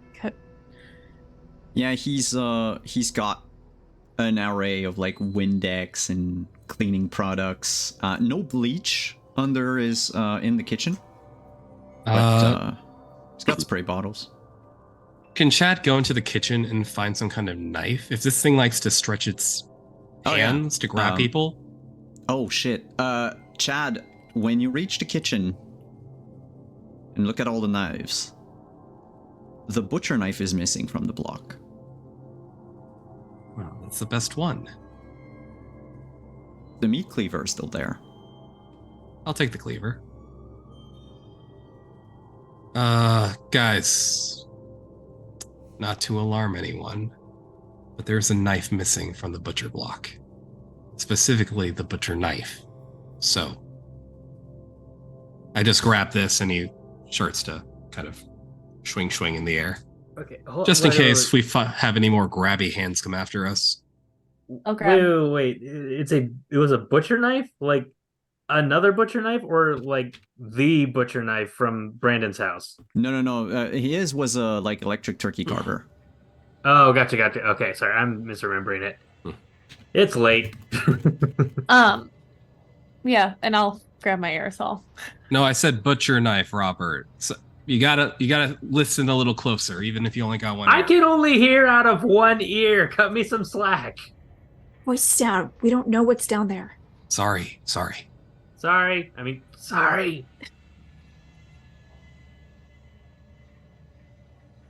All right. Well, staying We'll go put's a bad down. idea. Are we just Yeah. charging in? Yeah, let's go. Let's go. Yeah, let's go down. I'm Who gonna goes lead down the the way with my line? mag light. Yeah, you lead the way. Mm-hmm. When you come down the stairs, the basement itself is a split level. So when you get to the landing, the first landing, to your right, it's just big room. He turned this room into a like study / office / reading nook or something. There are 2 closed doors. So they would be, if you turn to go into the reading room, they would be to your right. They lead to rooms. Then from the landing, there's 2 steps down. It goes straight on cement. It's dark. You can see that part of the basement is unfinished. Just the music seems to come from the unfinished part of the basement. All right. Well, I'm going where the music is. Oh, is there any like light bulb hanging or light switch on the way down? We can. There's a smack? light switch on the way down to light up the reading room. Yep. Gotcha. Just hit any light switch I see. Light this place with as much as possible. The unfinished part of the basement is about 15 feet by 15 feet room. It's got a water tank. It's got the breaker panel. It's got a big furnace.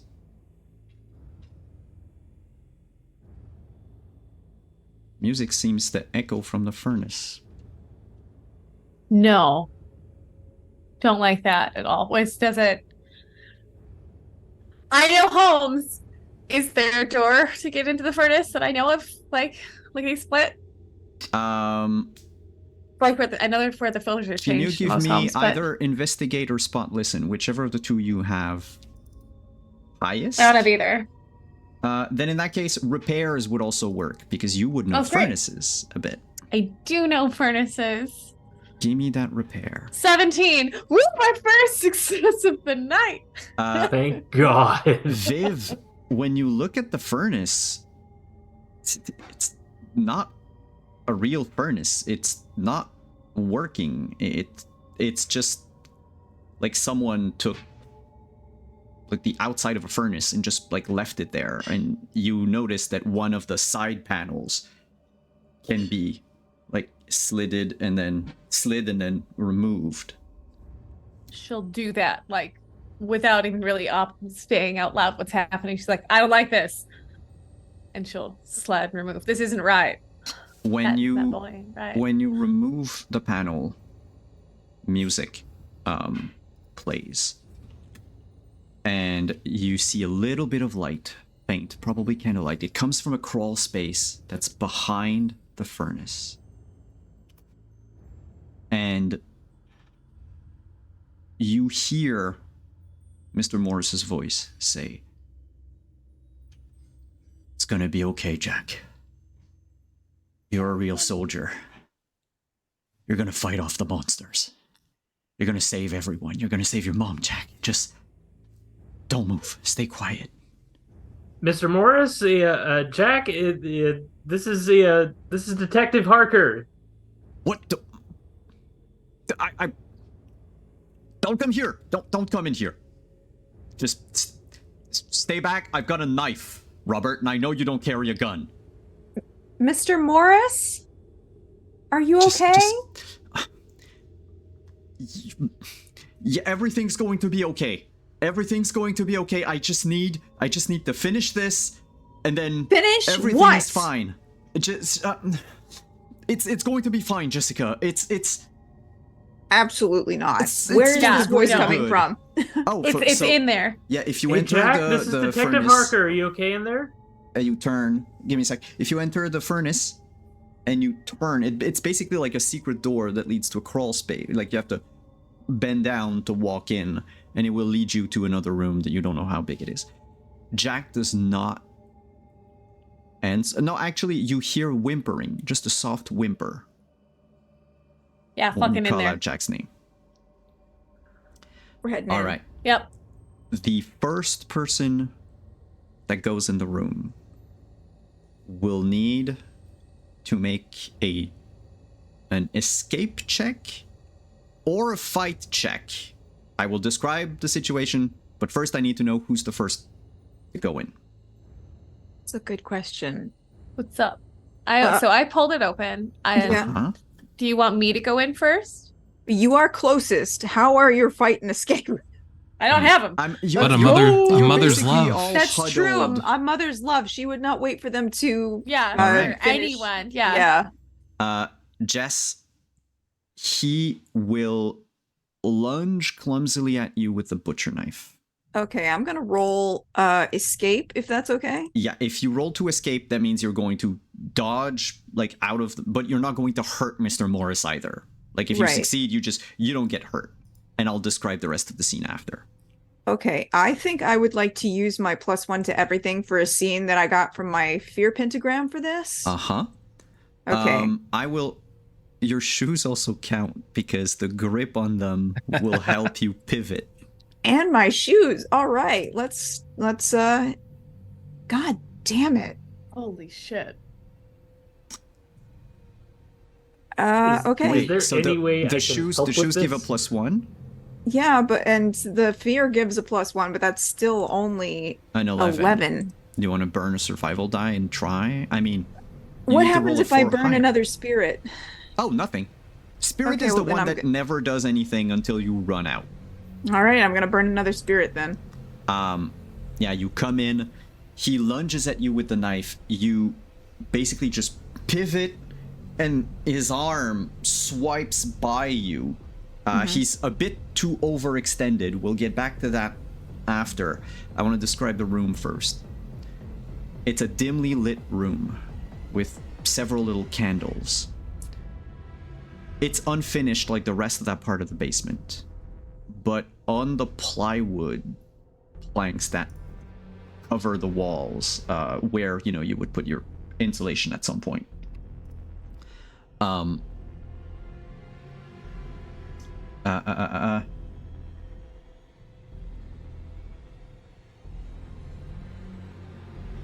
Where is...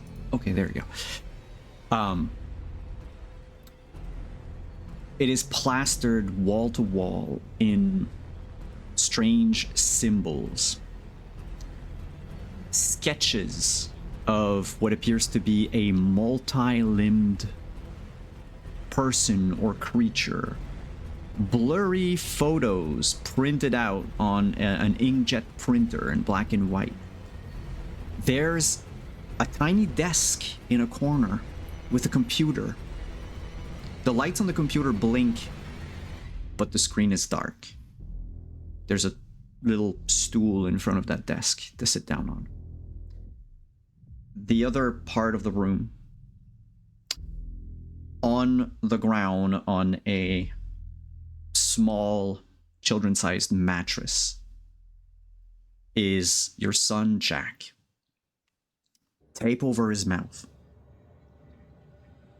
And arms and legs tied by straps that are under the mattress. His shirt was taken off. And you see there are several marks made in Sharpie, like a surgeon before cutting. And the marks fit some of the drawings. Now, adrenaline makes you see all of this and take note of all of this. You notice as well that there is a oh, I forgot. Behind that bed, there's a freezer. And on top of the freezer are two full trash bags of something. Probably not trash because the room doesn't smell. This is what you see in the room. For the other three outside of the room, you will see the knife, the hand, and the wrist of Mr. Morris, who unfortunately overextended when attacking. Jess, you go first. What do you want to do? Um, if he has overextended and overswung, is there any way to knock him off balance? Yes, that would be a fight check. You could probably make him, if you succeed, he's going to, because it's like a crawl space, right, to get out of the furnace into this room, he's going to knock his head on, like, on a wood beam and on a truss, and probably will pass out. Okay, I have absolutely nothing in fighting, so I don't think that'll work for me. What would I have to roll to use the pepper spray? Aim. Nothing in that either. All right. And any parts of your pentagram fit here? Do any parts of my pentagram work? I do have to admit that there's probably something about, Turning into the kids, the Wesson kids. uh-huh. The same thing Yeah. happening to Jack that happened to the Wesson children? Yeah, Well, yeah, but I think already you used found that. it. It could also hit your shame. But I'm trying to save my son. How does that hit my shame? Your shame, from what I can read, Is that I sometimes wish Jack was never born. yeah. Like this might be karma for those thoughts? If you came For those in a thoughts? few Oh, minutes geez. later, Jack would be... You have good reason to think that Jack would be dead in a few minutes. Right. He would, you know, you would get your old life back if Jack died. I'm fairly certain that the moment the thought begins to form in your head, Jess brushes it away. And if that's the case, that's your shame popping up and you confronting it.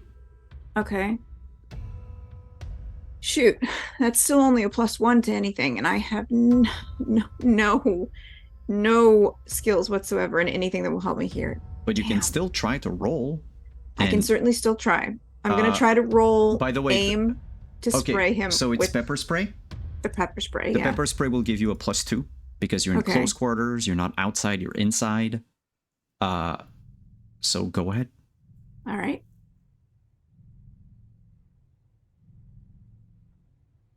+11 out of 18. +2, so that's 13. That would come up to 14. What happens if I take something out of agility? Oh, agility. There should be on your sheet skills with a little asterisk next to it. Mhm. Agility gives you a -1 to just these skills. Because, you know, you start shaking, you're less... you have less, like, minutia and all that. What's the difference between logic and wits? Logic, it brings a rank down, so it's harder, a lot harder to succeed on that skill, but it's just that one specific skill. So It's a skill you haven't used yet. yeah, you could take one that, like first aid, if you wanted to, or bluff, or whatever, you know, something that you might not have used much, and you Okay. just temporarily, it's going to just goes from amateur to nothing. Okay, I'll do that then. I'm gonna hurt my logic stat to succeed here. Just remember, you will only be able to repair your spirit next session Right. because you already spent a spirit. Okay. Jessica, you succeed.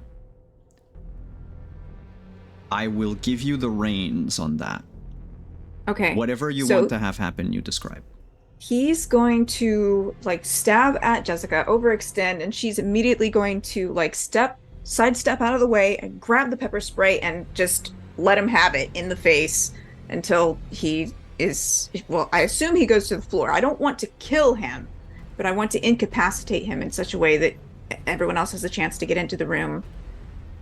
You know, people who are more physically imposing than I am, because I'm not.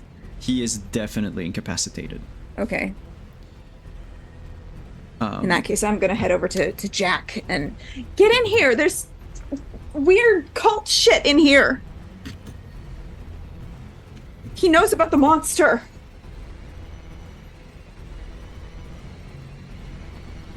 Jessica, Mm-hmm. we're going to tick your clock up by 1. Oh fuck. Oh, Jesus. 11th hour. Ooh. You Can me shouted. and all 4 of you could fit in the room. It's gonna be a little tight. Like, Could me and Robert drag Mr. Oh, Morris yeah, out? I'm grabbing he's Mr. incapacitated, Morris. so Yeah. you can. He's alive. He's like crying and going like, Handcuffs. no, you're ruining it. You're ruining it. You Shut have the up, right old to man. remain silent. Anything you say can and will be used again. I'm just going through the whole Miranda rights. Does that hit one of your pentagram though? Acting like a hero cop type thing? I mean, we're definitely being protective of my jurisdiction. We just saved a kid, so that is hope, baby. There you go. One more survival die. You know. Oh shit! Then survival pool goes up to 4. Hey, All right. Rob, you still have that? Did you take that rope from your car? I thought you can took tie the this- rope. No, I remember I threw your nose hair trimmers in anger because you didn't have a gun. Wait, so did you Did you give me the rope? Because otherwise, it's still in the car. Is I it didn't take the rope. Is it in your possessions, Robert? It is in my possessions. Then, instead of the rope from the car, you remember, probably out of like reflex, just professional, reflex. You grabbed a handful of zip ties when you left to investigate the parking lot. They're in your pocket. They'll do the same Sure, effect as that the works. rope. Yeah, I'll zip tie Mr. Morris up. There's probably like a support beam we can use down here. Just Yep.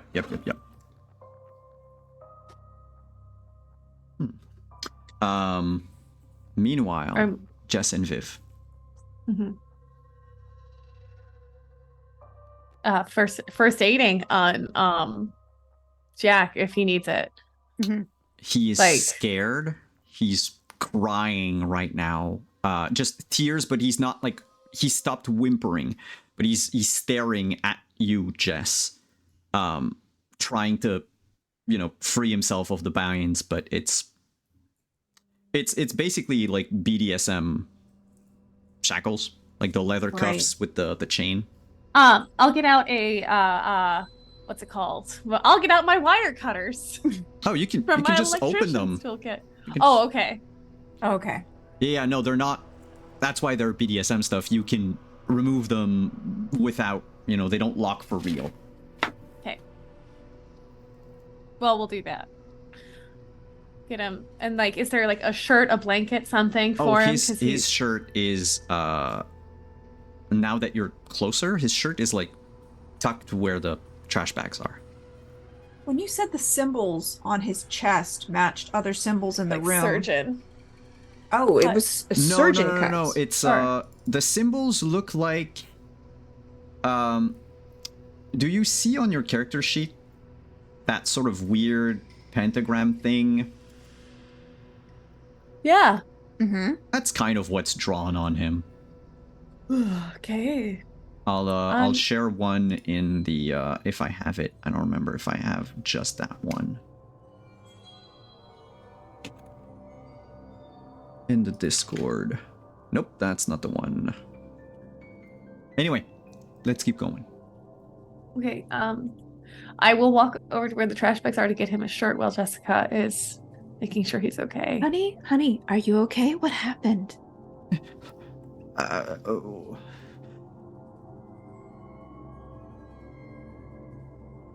It's okay. You can take it slow. If you need to just point at stuff, that's fine too. He raises a finger and points to where Mr. Morris was a second ago.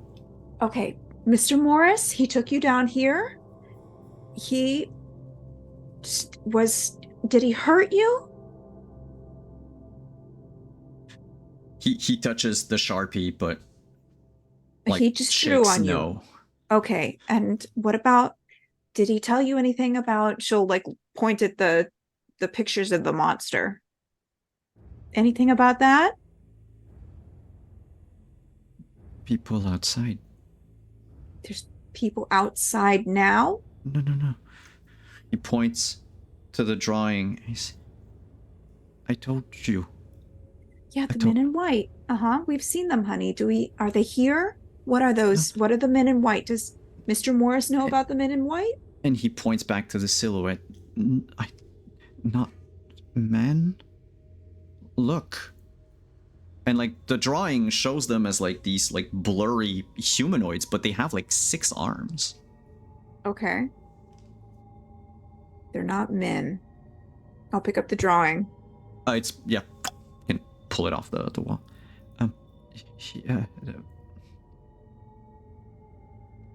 If they're not Yes. men, what are they? Mr. Morris, he and entities. He called them entities. He said it on his computer. On the computer. Okay, honey, you He just. thought I was sleeping. Okay. You stay here, all right? Miss Southwood is gonna get you a shirt, and you can just like take it easy for a second, all right? Just breathe. And we're gonna take a look around. We'll look at the computer, we'll talk to Mr. Morris, and we'll. Where the hell is that stupid dog? Where's Radar? The dog is upstairs. We'll get him for you, okay? We'll get the dog down here. He's yep. No, I'm just gonna give him a shirt, but I'm over by Oh. the trash bags. Do you rifle through the trash bags? I mean, like, I'm trying to get the shirt if I happen to see something with my nosy They're self not- in the trash bag They're area. not like, tied up or anything. They're just I closed. mean, like, if I happen to sort of shuffle to get this kid his shirt, I mean, and look a little in the trash bags, maybe I do that just a little bit. Is it bodies? No.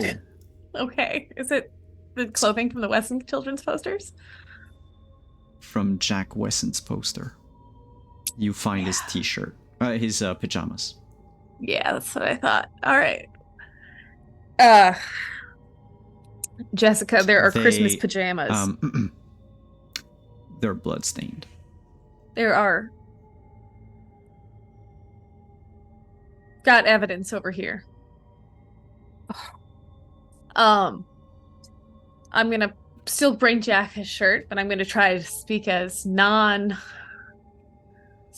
as possible. We should probably get Jack out of this room right now. Right, let's set him up with the power still works upstairs, right? Yeah. Let's get him in front of the video game. That'll calm him down. Jack, I understand you. Let's get out of here. He's gonna Let's put just- his t-shirt, and will he grabs your hand, Jessica, and it's a vice grip. He's not going to go anywhere. You are not going as well. Okay, I'll take him upstairs, set him up with the video game and the dog.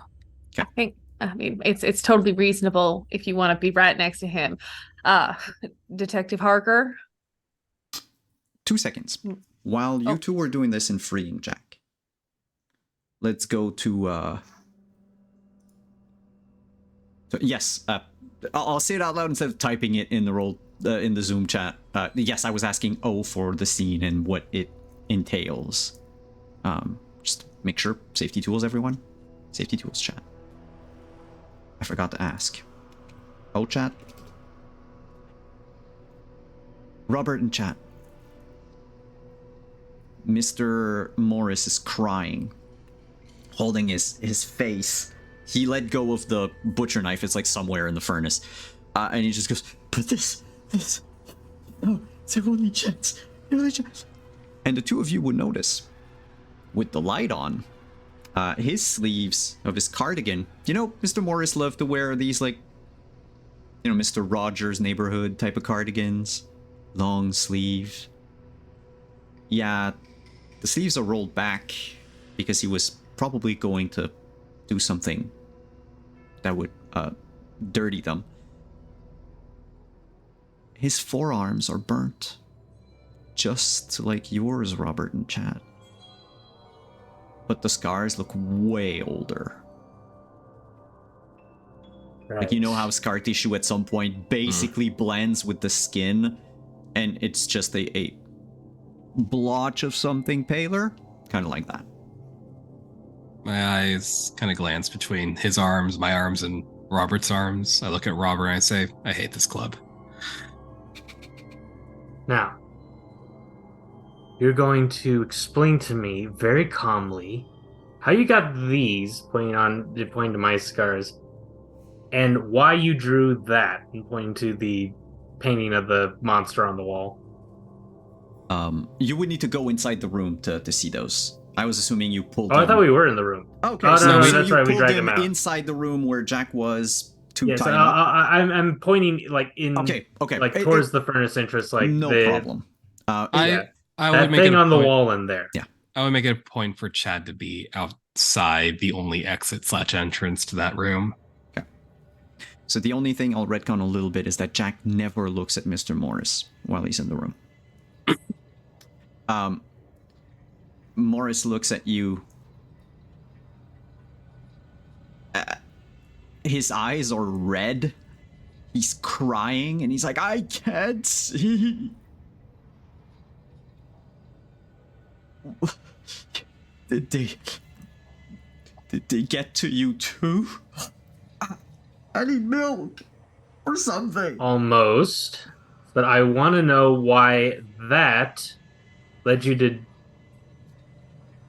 whatever you were trying to do to that poor little boy. They were interrupted. They'll never let go until they're done. They never come back after they're done. They never come back after they're done. But they were interrupted. Done what? Burning people? Because I've seen what happens when they're done. I don't intend on letting that happen. No, you don't get it. They weren't done. They were in 87. In 87. And then What about 87? I tried to. They didn't get me. They didn't get me. All those years ago, they didn't get me. I had to find a way to end the hunt. The entities, they're always prowling. They're always everywhere. It's just... So what? Jack was a substitute for you? They wanted him. They wanted him. They got Annie. They would have gotten him. They would have gotten him. I just grab him by the collar and I say, you have a responsibility, not just as a citizen, but as someone who looks after and protects these kids. And you thought you could get off the hook? It's one death to save all of them. To save everyone. Had to get someone that was hunted. Had to finish it. I learn about them. He tries to point. He points at a corner of the room. You think it's probably the computer, but he's been pepper sprayed. He sees nothing. Let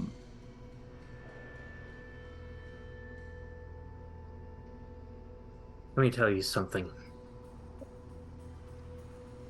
Something awful happened to me too.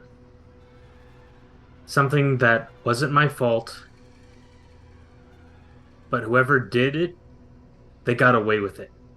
Worse, they said that something bad didn't even happen. It was just an accident. That's why I came here. You're talking about humans. You're talking these things. They're not from here. You're missing the point. You don't get to just...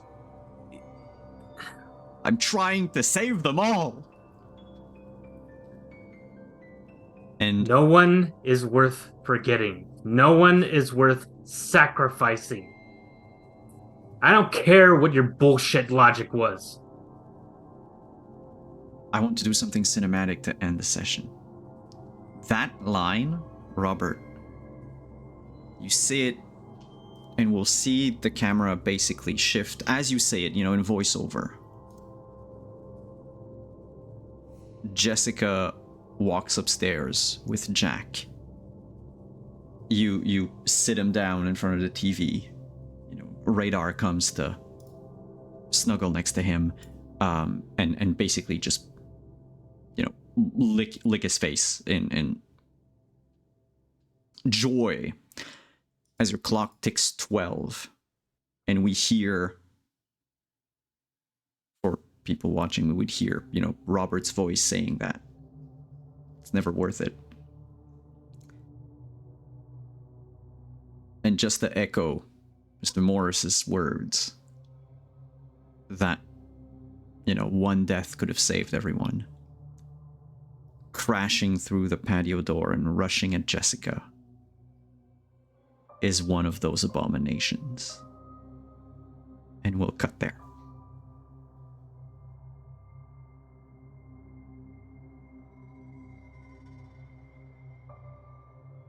Ooh. I survived the next night.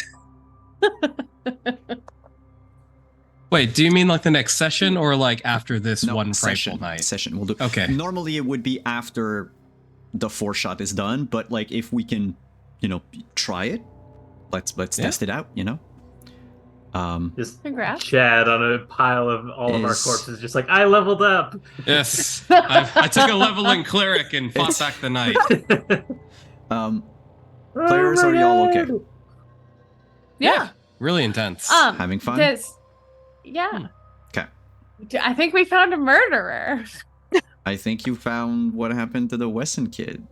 Or at least you found some info So about it's a it. kindly old It man. sounds like they're in the freezer. Robert just feels so validated. Like, I knew there was a logical explanation. There was a suspect. Well, I will tell you that, folks. When I tested the game, when I played the game on Halloween with my home group, they never checked on Mr. Morris until the very, very end.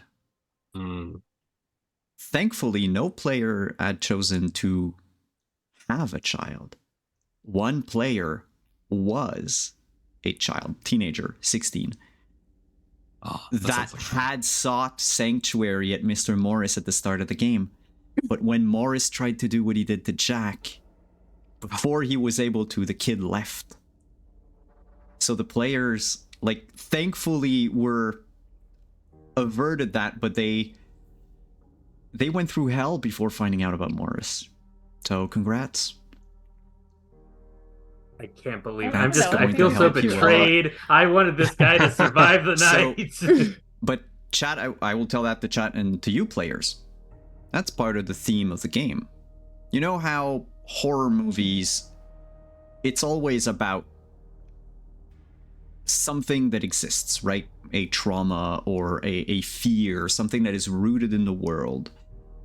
And in this case, it's all the sordid underbelly of quiet little towns. Replace sacrificing a child to appease entities from another world with anything else that a kindly bus driver could have done to a child. Yeah, I hear you. There's more to that. We can talk about that when we're done, but I'm super happy that you went through it. Let's go around the table and tell us who you are, where we can find you, and all that good stuff before our finale next week. So let's go with the same orders we did the intros. Hero Cop, Robert Harker. I know. We saved the kid. The kid's alive. I am Tyler Boyce, playing Detective Robert Harker, somehow still alive, which is very impressive to me. I am mostly on the interwebs as on itch as T Boyce. There's my personal website, which is tylerlboyce.com, where I do various video game design and tabletop game design. And now that NaNoWriMo is wrapping up, there's one project I don't know if I'm going to be able to finish it before the end of the month, but that said, I've done a lot of work on it, and I look forward to publishing it soon. I don't want to spoil what it is, but I'm having a lot of fun writing it, and I hope that you all enjoy playing it when it comes out.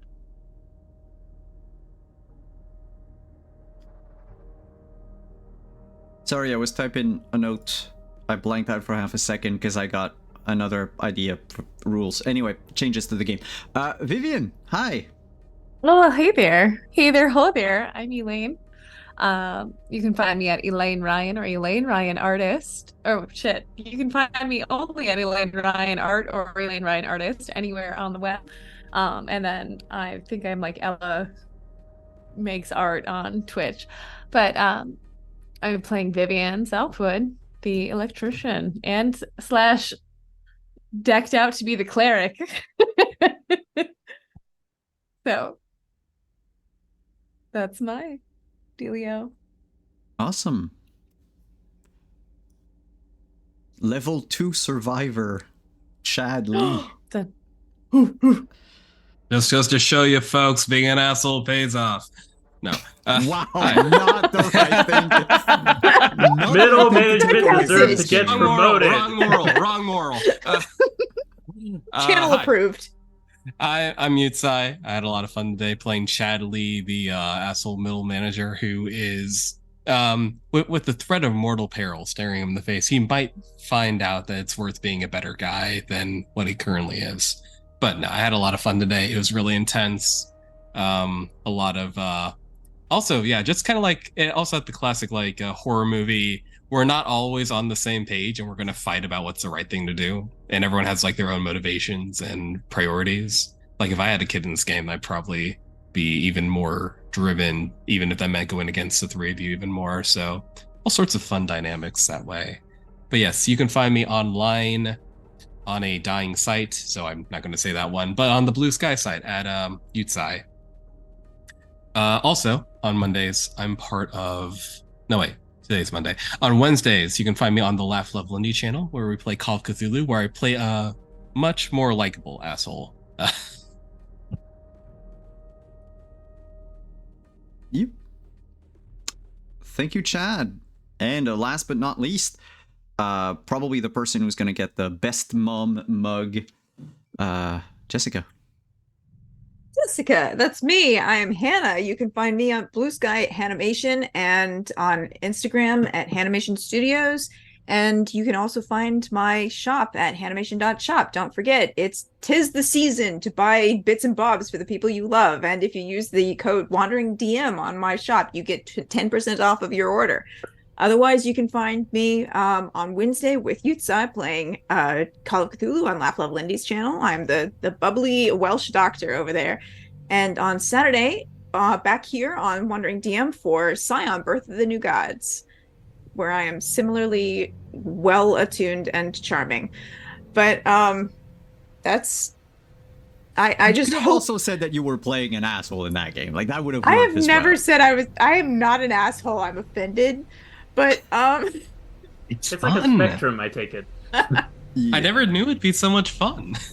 it is. With everyone else having fun too. You don't want to just be an asshole to be mean exactly, to people. Yeah, exactly. no. You gotta have There's a a- good rapport with your fellow players before you Yes. can play an asshole. But So funny. it's great. I love your asshole enjoy characters it. inside Yeah, so much. much. We were discussing during break, like I can be hostile fun, but Jessica's just backhanded insults and slipped into the comments. Just they're so good. It's tasty. This is so much Yum, fun. yum. I'm gonna be so sad when it's over. So hopefully we can do this again sometime. There Yeah. will be more, that's for sure, especially since I'm going to change the rules for some things. As for me, everyone, I'm Simon at Wandering DM. You can find me over here on next Monday for the finale of One Frightful Night. Saturday for Scion. I know it's like the big like Thanksgiving something in the States, but we are still playing Scion because the GM is not American and it's not a holiday for me, so we're streaming. So we'll be there on Saturday, is what I meant. And then I guess that's it for now. I guess that's what it is. Yeah. Thank you for coming, everyone. Thank you, chat. Thank you, players, for taking time off of your Monday evenings to come play in this, whatever that was tonight. And we'll be back next week. Ciao, everyone.